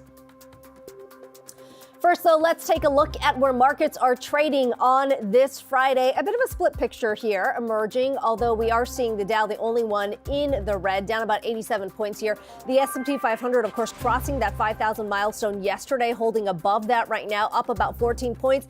And the Nasdaq up 136, with tech seeing some of the biggest gains on the day. Let's take a look at where Treasury markets are trading. We did get some encouraging inflation news this morning with revisions to December CPI pointing to inflation coming in lower than expected, or at least initially reported, we should say. Treasury yields there, the 30-year yield coming down just slightly, the 10-year yield at 4.18%. Well, we are watching the chip space this morning. A number of headlines coming through. The White House committing $5 billion to fund research and development of advanced chips. That news came on the heels of a Wall Street Journal report that OpenAI Sam Altman is looking to raise trillions of dollars to boost capacity of chips for artificial intelligence. And Rochelle, we'll start on the White House news here because this is about the additional funding coming through from the CHIPS Act, which was, of course, passed back in 2022. But, what we're looking at here is really the U.S., on the one hand, focusing on boosting manufacturing of chips, but also sort of realizing that the market isn't exactly there right now. So part of that, the money that we just pointed to, the funding coming through or being announced today, being put to train the workforce as well. We have heard from the likes of TSMC, who's building out that fab out in Arizona, saying they just don't have the workforce in place. And when you think about where things are globally, just 10% of chips produced in the U.S., manufactured in the U.S., the rest of that largely produced in Taiwan. And so the U.S. really trying to get the market to where it needs to be able to boost output. And this is just the very latest in the White House effort to do that. It's true. And obviously, when you think about the timeline for when this is going to happen, there's a lot of enthusiasm about these AI chips. But as you mentioned there, you need the semiconductor engineers to be able to do that. You need to be able to have people, willing to leave their jobs and start something new here. But it's also one of the things that they mentioned is having a low-cost way for innovators to replicate and experiment with some of these physical manufacturing processes. Because obviously R&D very expensive. But if you have a way to sort of trial and error it in a contained environment that doesn't cost you, millions of dollars, that's also enthusiastic response that we're seeing here. But as I talk about a timeline and we look at what Sam Altman is doing, clearly he's pushing ahead. I know he's talked before about the scarcity of capacity to produce the sort of GPUs, these advanced chips that's needed to really help with OpenAI's growth. And the Wall Street Journal reporting that he's looking to raise as much as $5 to $7 trillion in fundraising. And this will be for a global chip making capacity. And that is including some investors from the United Arab Emirates. I do think it's interesting when you think in terms of the scale of that, when you look at where currently global sales of chips are, $527 billion last year, expected to be at $1 trillion annually by the year 2030. So when you think of that $5 to $7 trillion number, I mean, it's pretty mind-boggling. So we'll see how that goes as Sam Altman continues to look for investors. Well, yeah, Rochelle, when you think about the capacity... Go ahead, Akiko. Well, I was going to say, when you think about the capacity issues, I mean, you're talking specifically about advanced chips, AI chips. I mean, NVIDIA is really, along with AMD as well, but really sort of the driver in here. But as we've said before, I mean, there's only so much when you think about where the potential of AI is, the rate of growth that so many analysts have predicted. You've got to have much more than that. So interesting to me to hear about the journal, reporting that OpenAI is having those conversations with the UAE, at the end of the day, it feels a bit like a land grab right now in trying to really get those dollars through in anticipation of what that AI pipeline looks like. Indeed, a lot of jockeying for position there to be the leader in this space. Well, a rising tide is meant to lift all boats, but that doesn't seem true for the advertising market. Industry giants like Meta and Amazon seem to be reaping the benefits of an ad recovery. Meanwhile, Snap and Pinterest saw their stocks under pressure after their latest earnings reports pointed to slower sales. Here to break down the key differences between these companies is our very own Dan Howley. Hey, Dan. Hey, doing, Michelle? Yeah, I think the big takeaway here is that the big guys are getting bigger and the little guys are kind of struggling to keep up with expectations. If you look back at Alphabet, which, by the way, did miss on expectations for its ad revenue, despite very good, strong growth and performance overall, it did take a hit as a result of that. But if you look at Meta, blew away expectations. It also didn't hurt that they have that dividend as well as the buyback boost that they had for that $50 billion. And then Amazon, which has an ad unit that really is, continue to grow and become a formidable force in that space. Then you take a look at what Snap and Pinterest did to, big companies, but relatively small potatoes compared to those other three. They're just not really hitting what analysts are hoping for. Now, they did beat Pinterest, did beat on revenue, but missed on earnings. And so I think missed on revenue and beat on earnings. I think that's something that they're looking to the kind of Amazon deal and the Google deal to really boost them and their ability to get ads out. They said during their earnings call that the monetization for the global market, where the vast majority of their users are, just isn't really where they want it to be. And so the idea is for this Google deal and the existing Amazon deal to kind of help with that. Now, as far as Snap goes, well, they're continuing to deal with issues as well. They had their failed efforts with the drone that they had. They recalled that. That's no longer for sale. And then while they're growing users, they just missed on revenue expectations for an outlook for the quarter. So I think the thing that you have to look at for those smaller companies is maybe Wall Street is just expecting too much out of them when they see what other companies, the larger companies, are doing. And I think it's also worth pointing out, when the downturn in the ad market happened, the bigger guys had a leg up. There was, the kind of dual problem of higher interest rates, as well as Apple's app tracking transparency. And that, I've brought that up several times. It's kind of kneecapped Meta at the time in particular. But since then, they've been able to reconfigure their advertising moves and have overcome both of those issues. Now, Snap also at the time had pointed out that was a problem. Seems like it might not be as much anymore, but overall, they just don't seem to be able to meet what Wall Street expects of them for their ad market. Yeah, Dan, it feels wrong, right, to call a company that has an $18 billion market cap a small company like Snap. But it feels like we are seeing that divergence. To your point, if we're talking strictly on ads, it's sort of the bigger companies that have scale, like a Meta, getting even more lucrative, getting bigger and bigger, and then some of those other companies being left behind. I mean, is that where this trajectory is going? It looks that way, right? And I think, obviously things could change up. If interest rates start falling further, obviously that's not expected in the near term, but it could improve the ad market overall, and perhaps we will see kind of a coming together of the ad market again, where it's everybody doing incredibly well. But I think imagine you're a small company, you're looking to advertise on a platform.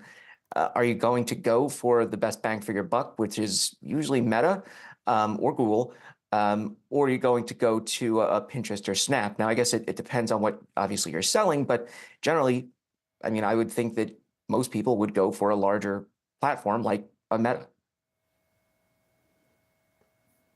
All right, we'll continue to watch that story play out. It's certainly been an interesting earnings season so far for some of those names. Dan Howley, as always, thanks so much for that. Well, time now for today's trending tickers. We have our eyes on sports betting stocks, all moving higher ahead of this big betting weekend with the Super Bowl on Sunday. We heard from FanDuel CEO Amy Howe earlier today about her expectations with the weekend. Take a listen. There's no doubt we're going to set some records this year. Every Super Bowl is a record for us. We're heading into it with phenomenal momentum. We just came off the NFC Championship, which was the single biggest day we've ever had. In fact, I think at our peak, we had 60,000 bets per minute. So, Rochelle, 68 million Americans expected to bet a record $23 billion. I mean, that's the number we're looking at. And we've been talking about companies like FanDuel and, of course, DraftKings, which we'll talk about later. But, also the big players in Vegas, whether that's MGM or Caesars, I mean, they stand to win in a big way as a result of Vegas hosting the Super Bowl. And again, worth noting that, 10 years ago, maybe a little more than that, these leagues were saying we don't want anything to do with Vegas. Now they've gone all in with so many states legalizing sports betting. It's true. The Washington Post called it the ultimate Vegas wedding when you have the Super Bowl and you have sports betting in Vegas. It makes absolute sense. And of course, ironically, you were talking about some of the states where sports betting is legal.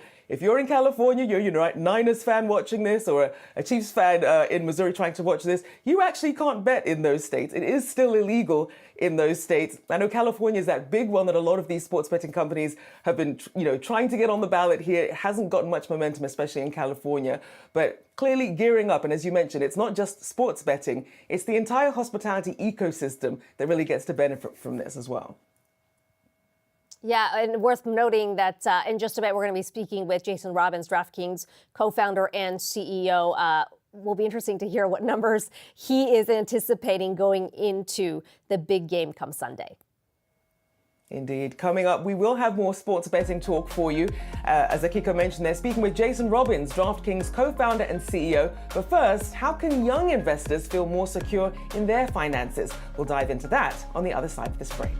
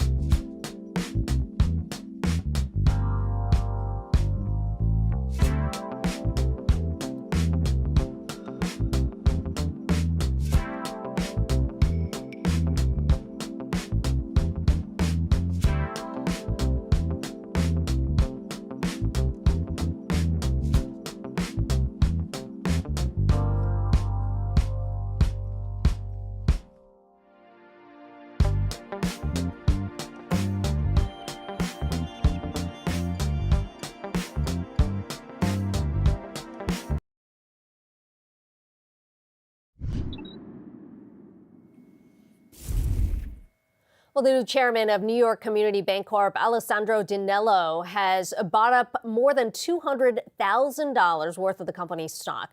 This comes as leadership tries to shore up confidence 2 weeks after the bank reported a surprise quarterly loss on the back of those loans in commercial real estate, around 25% the shares are down around 25% over the last 5 trading days. Let's bring in Yahoo Finance's David Hollerith to tell us more. David, what's the very latest? Yeah, Kiko. So the new chairman is trying to he's purchased more stock, and he's of course the previous CEO of Flagstar, which NYCB acquired in late 2022.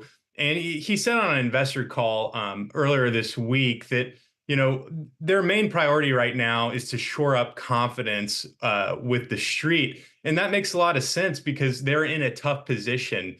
A lot of their loan exposure is in commercial real estate, particularly in multifamily, which we don't hear about quite as much.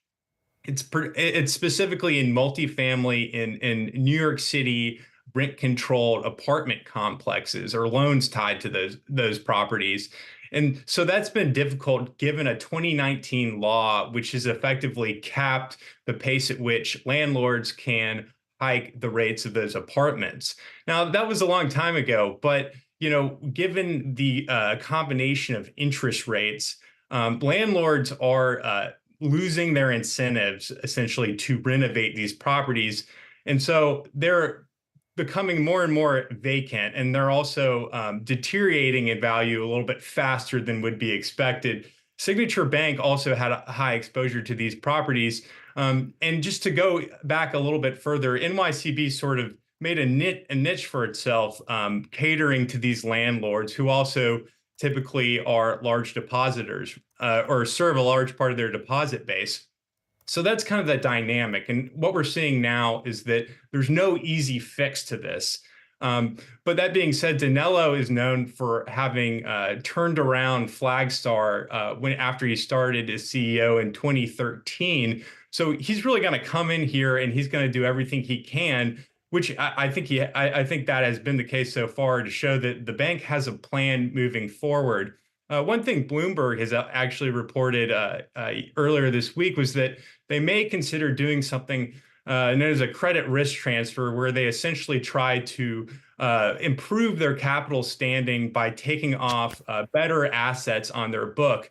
But again, they can't sell their multifamily rent-regulated loans anytime soon, given that they would probably fetch a pretty hefty discount. And so, David, with that in mind, how much should investors read into this as a story about wider bank troubles with commercial real estate, especially as that emergency lending program that the Fed put in place after the last regional banking crisis set to expire March 11th? Yeah, Rochelle, right now it is really an ongoing debate about how unique NYCB's situation is. I mean, obviously, I think it's safe to say they have the highest exposure to loans tied to properties in New York City that are rent regulated and sort of facing this valuation issue. That being said, office has obviously been a topic for most of the past year in terms of that kind of exposure for regional banks. Smaller banks obviously have a lot more exposure compared to their capital standings, as opposed to larger banks, or the biggest banks, for example, really don't have this problem.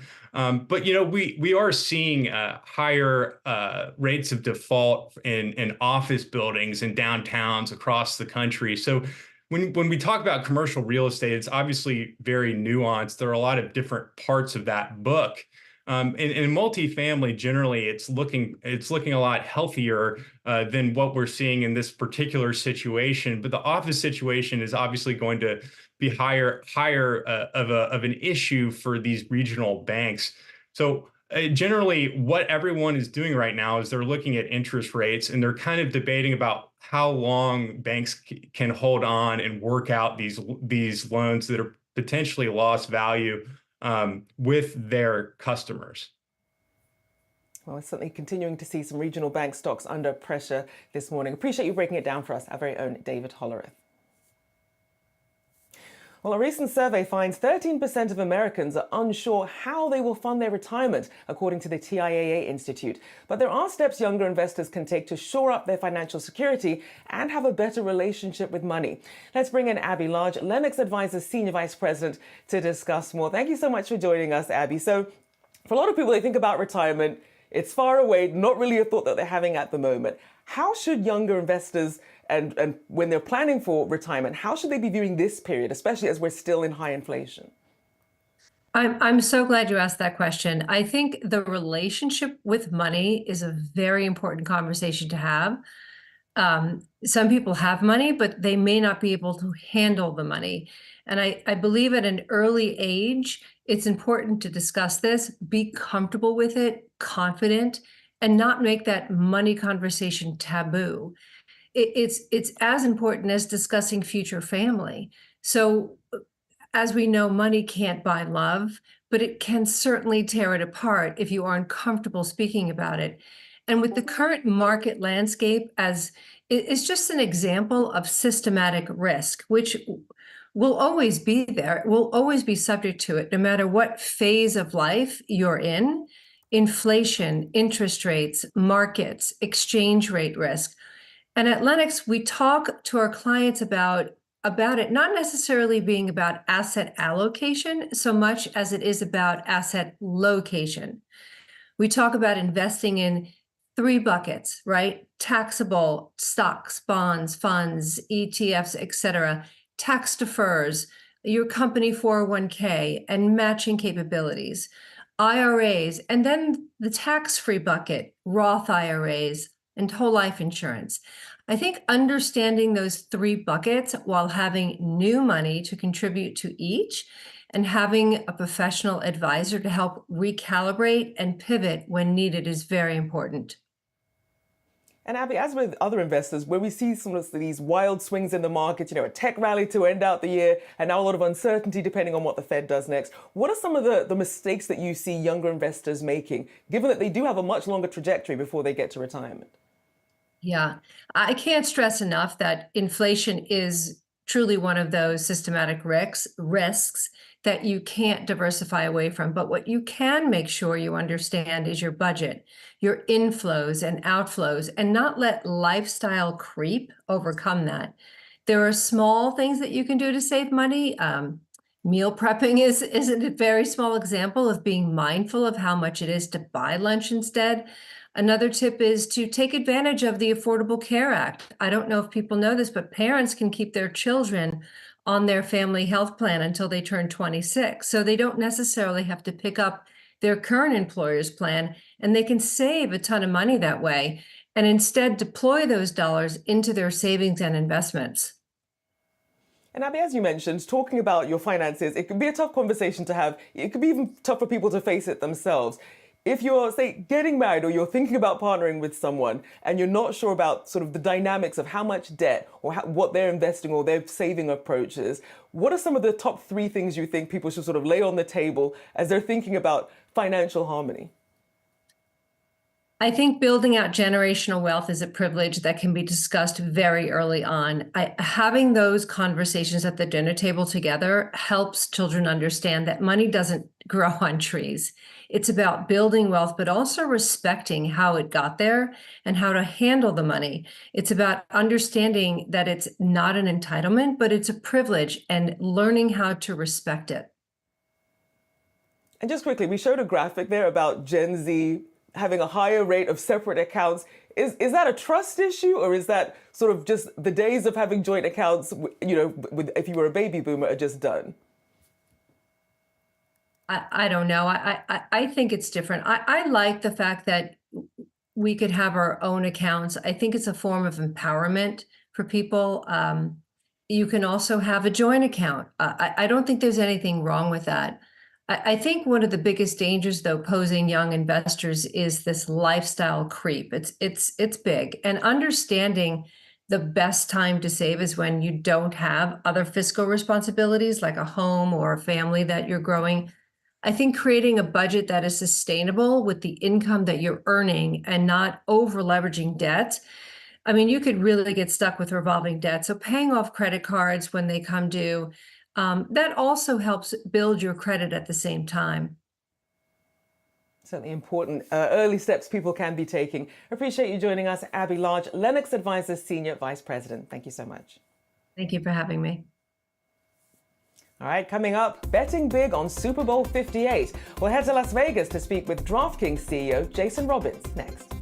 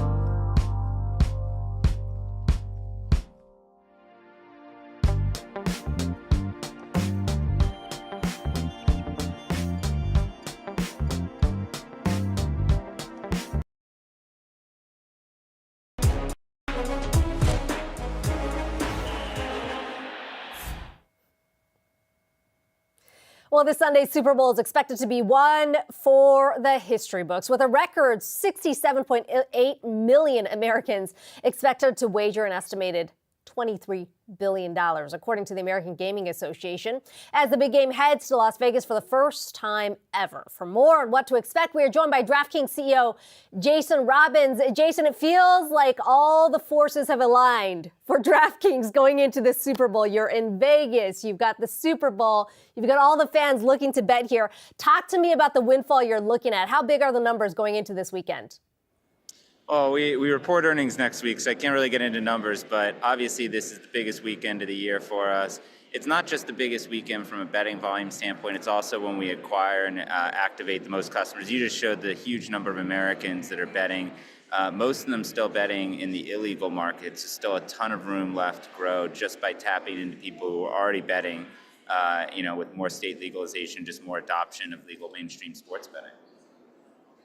And Jason, how much are you seeing outside of the supporters of the teams who are already supporting this game? For people, your regular non-football viewer, of course, because of Taylor Swift, also coming in to watch these games as well, perhaps wanting to place a flutter there. How much of an expansion are you seeing in terms of getting new audiences into sports betting? Well, anecdotally, we're certainly hearing it.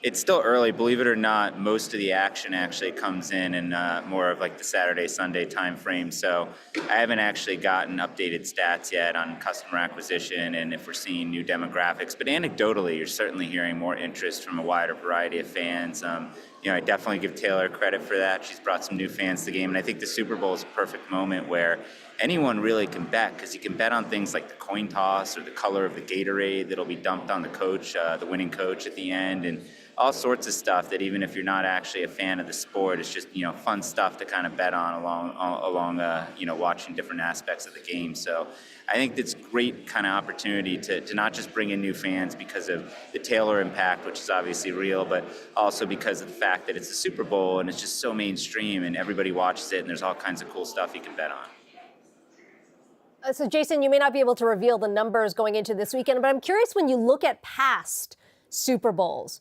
how critical the event is for a company like DraftKings in getting new users, new people on board, and how sticky is it? Is it just one and done for the game, or do oftentimes those users stick around?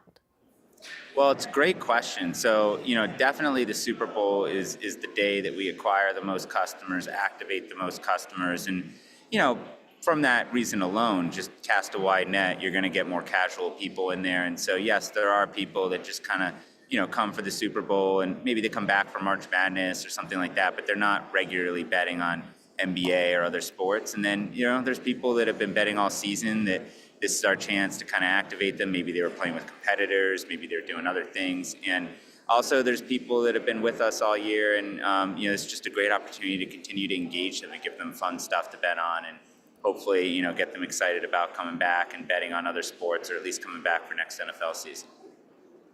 And Jason, speaking of fun things to bet on, have to talk about the kick of destiny here. How much is riding on this? Because for people who aren't familiar, Rob Gronkowski, again doing this kick of destiny. Well, that's not us. That's our competitor. So I'll let them talk about that one. My apologies. But in terms of things you can bet on outside of the game, keeping in mind that for people who were trying to bet on some of these Taylor Swift options is actually illegal. The American Gaming Association saying that this isn't something that you can actually do. For fans who are sitting at home in California and San Francisco, what can they do to get on the action? Well, I think for people who are in California, unfortunately, the only options there are illegal ones and in the sports betting world. But we do have our daily fantasy sports product there. So anyone who's into fantasy sports, it's a great opportunity. And really, it's an easy game, even if you've never played. You just pick some players and those players have to score, and obviously it's a skill game, so it's easy to figure out how to play, hard to win, but it's something that I think anyone who's interested in the game should check out if you're in a state like California where you can't bet legally on the sportsbook side. Finally, Jason, I'm thinking back to when that Supreme Court decision came down back in 2018, really opening the door to legalization of sports betting in so many states. There was concern, at least in Las Vegas, about potential for so many other states to take away that business. I wonder, when you think about the national landscape right now, how much of this is still very much concentrated in a place like Vegas? How much of it is widespread? Well, I think Las Vegas continues to be a great hub for gaming in the U.S. And I think it's historic that the Super Bowl's here. If you think about it, 5-10 years ago, no one would have probably guessed that this was in the cards. So I think it's a pretty big moment.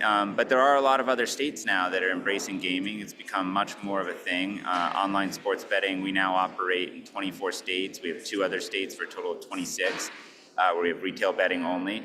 And then, we're about to launch, I hope, North Carolina in the coming weeks. So I do think that it's gone well beyond Vegas, but Vegas is still, all you have to do is take one walk down the strip and see that Vegas is still very much a central point of gambling in the United States.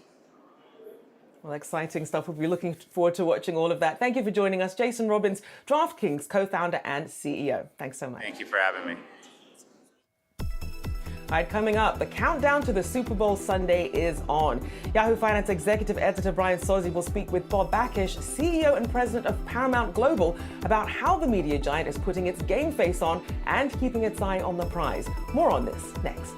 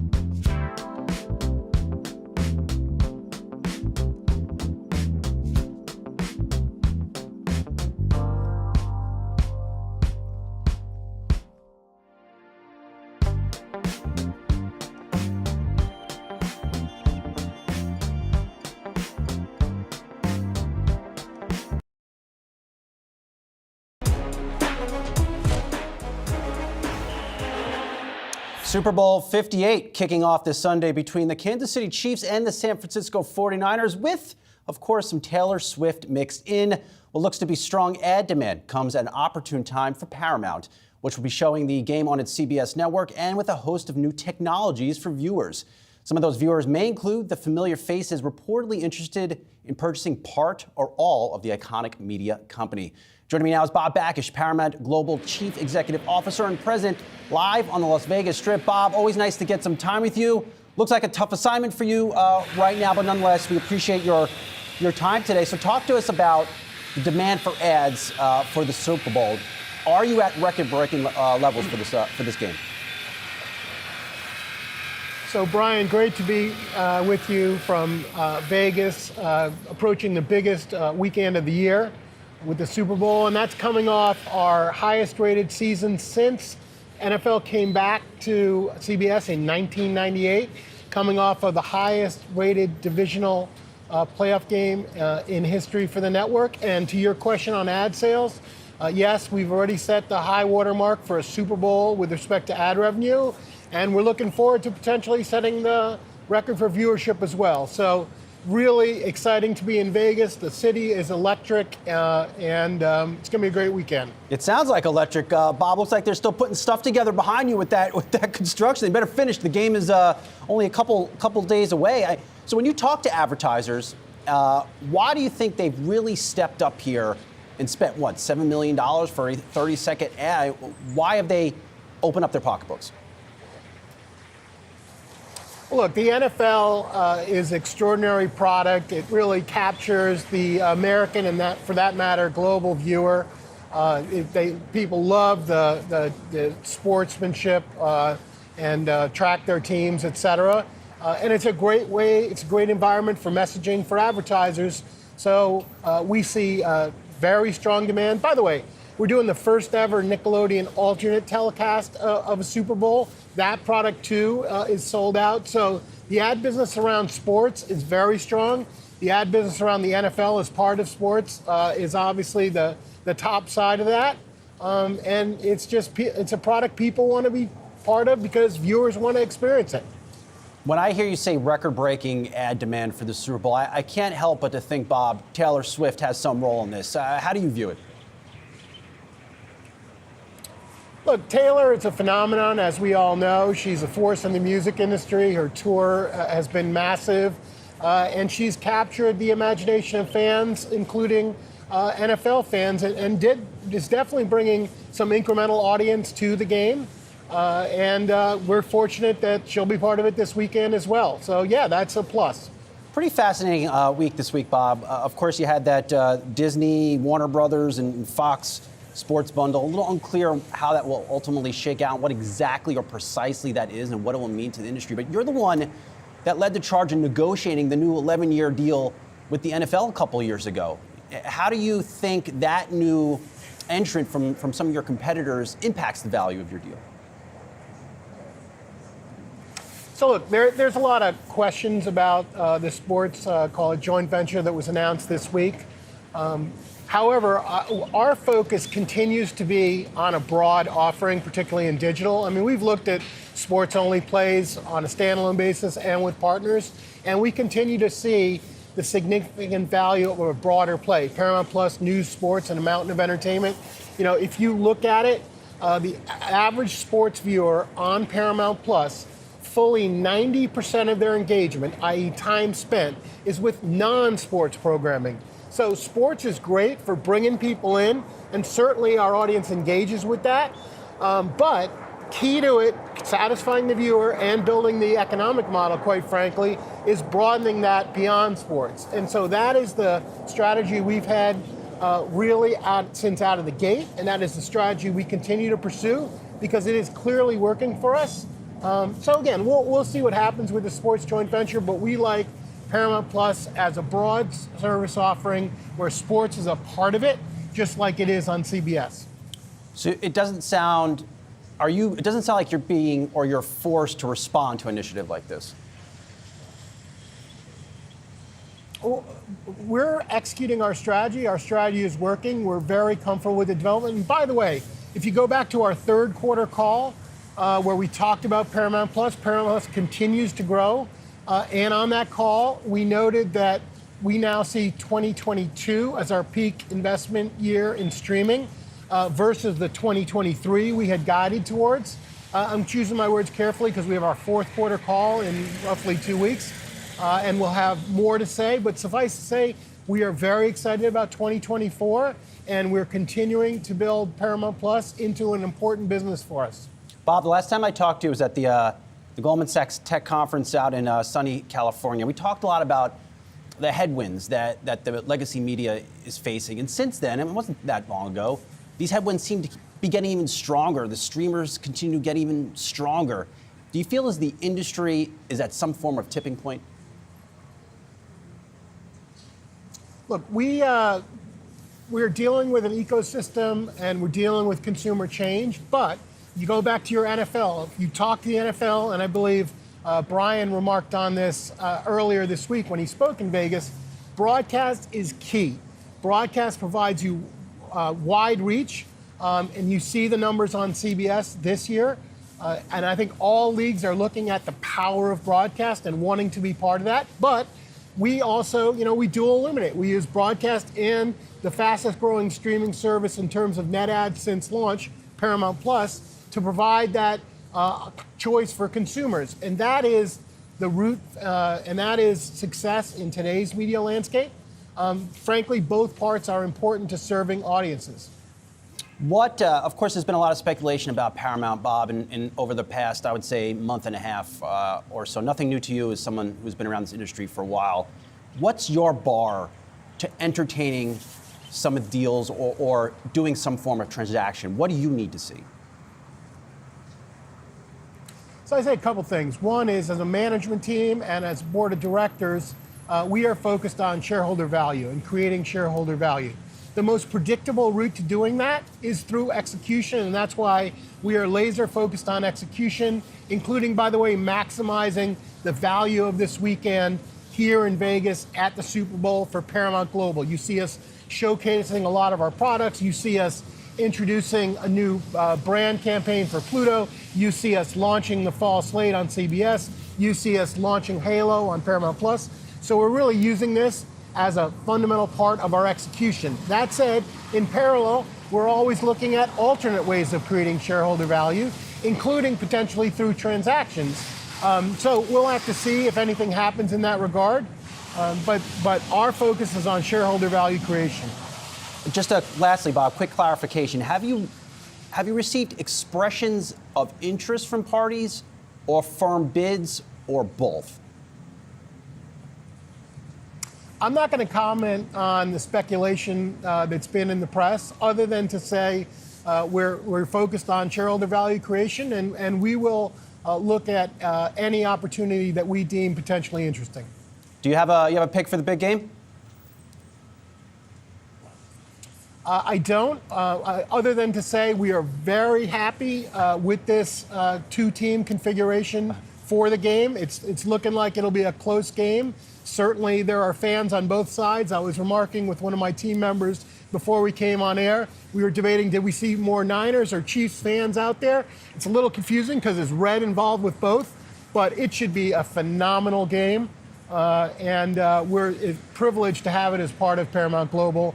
Well, I'll share my winner, Bob. I think it's going to be Taylor Swift. She's not on the field, but I think it's just going to be a Taylor Swift Bowl. I mean, I figured why not lay it out on the field for you, literally, because I know our time is brief. Always appreciate your time. Bob Bakish, Paramount CEO. Enjoy the big game. Enjoy your time out there, and we'll catch up soon. I'd close it differently, Brian. I'd say the big winners are CBS, Paramount Global, and the NFL. Gee, I'm surprised. And Taylor's certainly part of it, but we're the winners here. I'm not surprised you would say that. All right, Bob. Thanks so much. Enjoy the big game. We appreciate you.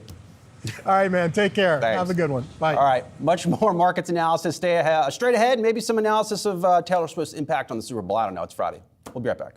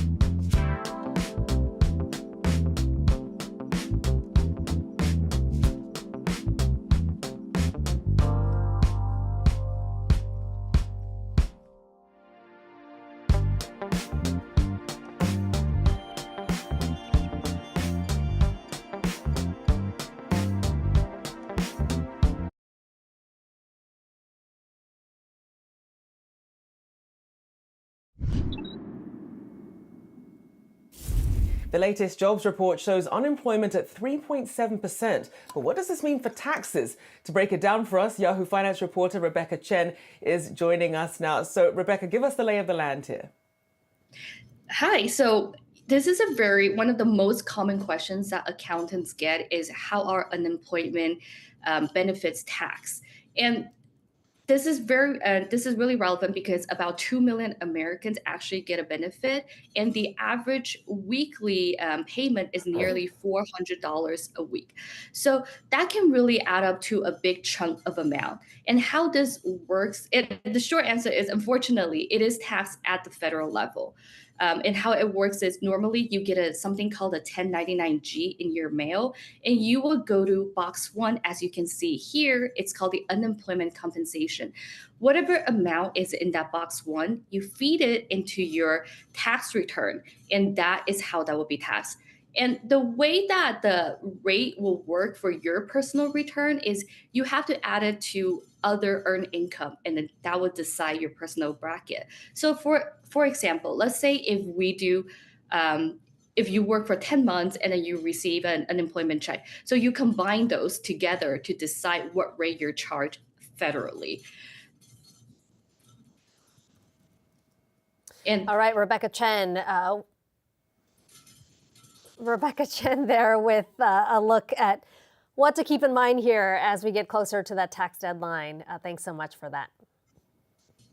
Well, a slew of earnings are out next week. We have you covered on what to watch for when Airbnb reports earnings next week.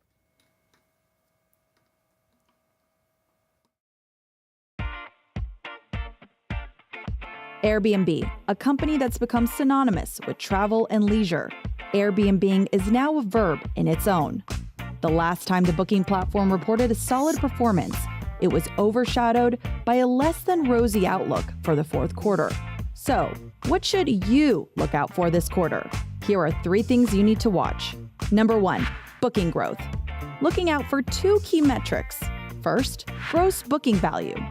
That's the total amount of payments processed on the platform, everything from host payments to cleaning fees, but it does not include cancellations. Last quarter, gross booking value landed at over $18 billion, a 17% gain from the prior year. Then there's nights and experiences booked. The platform reported over 100 million bookings for the quarter, which topped Wall Street estimates. Now, as we turn to the fourth quarter, the revenue figure will be closely watched as the company guided a little below expectations. Number 2, international expansion. In the last quarter, Airbnb said their expansion plans into international markets is gaining momentum. Keep an eye out on what is called under-penetrated markets. That means a market with little competition for the same service. Asia Pacific is one, but also take into account markets like Germany, Brazil, and Korea. Beyond that, it's important to have a pulse on anything the company has to say about AI and how it could be a game changer for international growth in the coming months. Lastly is regulation, another key area to watch. In the third quarter, Airbnb slightly saw higher prices for short-term rentals, but this area could be hurt by changes in the regulatory landscape. For example, New York City's new law requires all short-term rental hosts to register with the city. They must show when their guests are staying, and only 2 guests can stay at a time. This applies to all other platforms like Vrbo and Booking.com. The big question here, will other cities follow suit? And what could it mean in the long term? There's a lot to digest as we look at Airbnb's fourth quarter earnings, and Yahoo Finance will be tackling the latest developments. And of course, Airbnb always a really good guide, Rochelle, when you think about where the travel space is, but also where the consumer is. In that package, we were talking specifically about what happened with Airbnb in the previous quarter. You know, they had a really great quarter, but remember that big stock reaction we saw on the back of it because of the guidance coming in weaker than expected. They'd guided on revenue between $2.13 billion to $2.17 billion. So a big thing we'll be watching on that front as well. You know, We saw a name like Expedia today talk about some softness they've been seeing in the travel space. So certainly going to be a big bellwether, at least in terms of what we're looking for in the direction of where travel is headed. It's true. And we knew there was going to be that post-pandemic boom, but then we've seen it sort of start to pull back as that travel demand starting to wane a little bit. But then we have seen Airbnb continuing to expand its offerings, different sorts of experiences, and seeing that on the international plane as well will be interesting to see. And of course, last month, keeping in mind that Airbnb CEO and chairman Brian Chesky sold another 82,000 shares last month as well. So it'll be interesting to see their plans also, not just to streamline, but also how they plan to factor in AI into the growth story as well. Probably looking for something more tangible, investors and analysts, as they listen into that call. Yeah, I mean, that's something that Brian Chesky has talked a lot about. Keep in mind, he's quite close to OpenAI's Sam Altman. So he's really heard, at least in the background, about the real potential there. The initial thought being that this could be a really big way for, especially when you think about Airbnb being in more than 200 countries, a way to really streamline at least the customer service part of it because of the language barrier and all that. So that's something they've already talked about in terms of integration. But certainly Brian Chesky's hinted at much more in the pipeline utilizing AI. So we'll see if there's any additional hints coming through on that call. Indeed. Well, before we go, let's get you a final check of the market, see how they're faring so far this morning. Looking at a mixed picture, the Dow still under pressure there. The S&P holding steady above that 5,000 mark, though, currently up about 1/3%. Looking at the tech-heavy Nasdaq there, currently up almost 1% on the day, up about 150 points. Been tracking the market cap of Nvidia at 1.7 trillion, closing in on Amazon at 1.8 trillion. So we'll continue to watch that as we wait for their earnings that will be coming out on February 21st.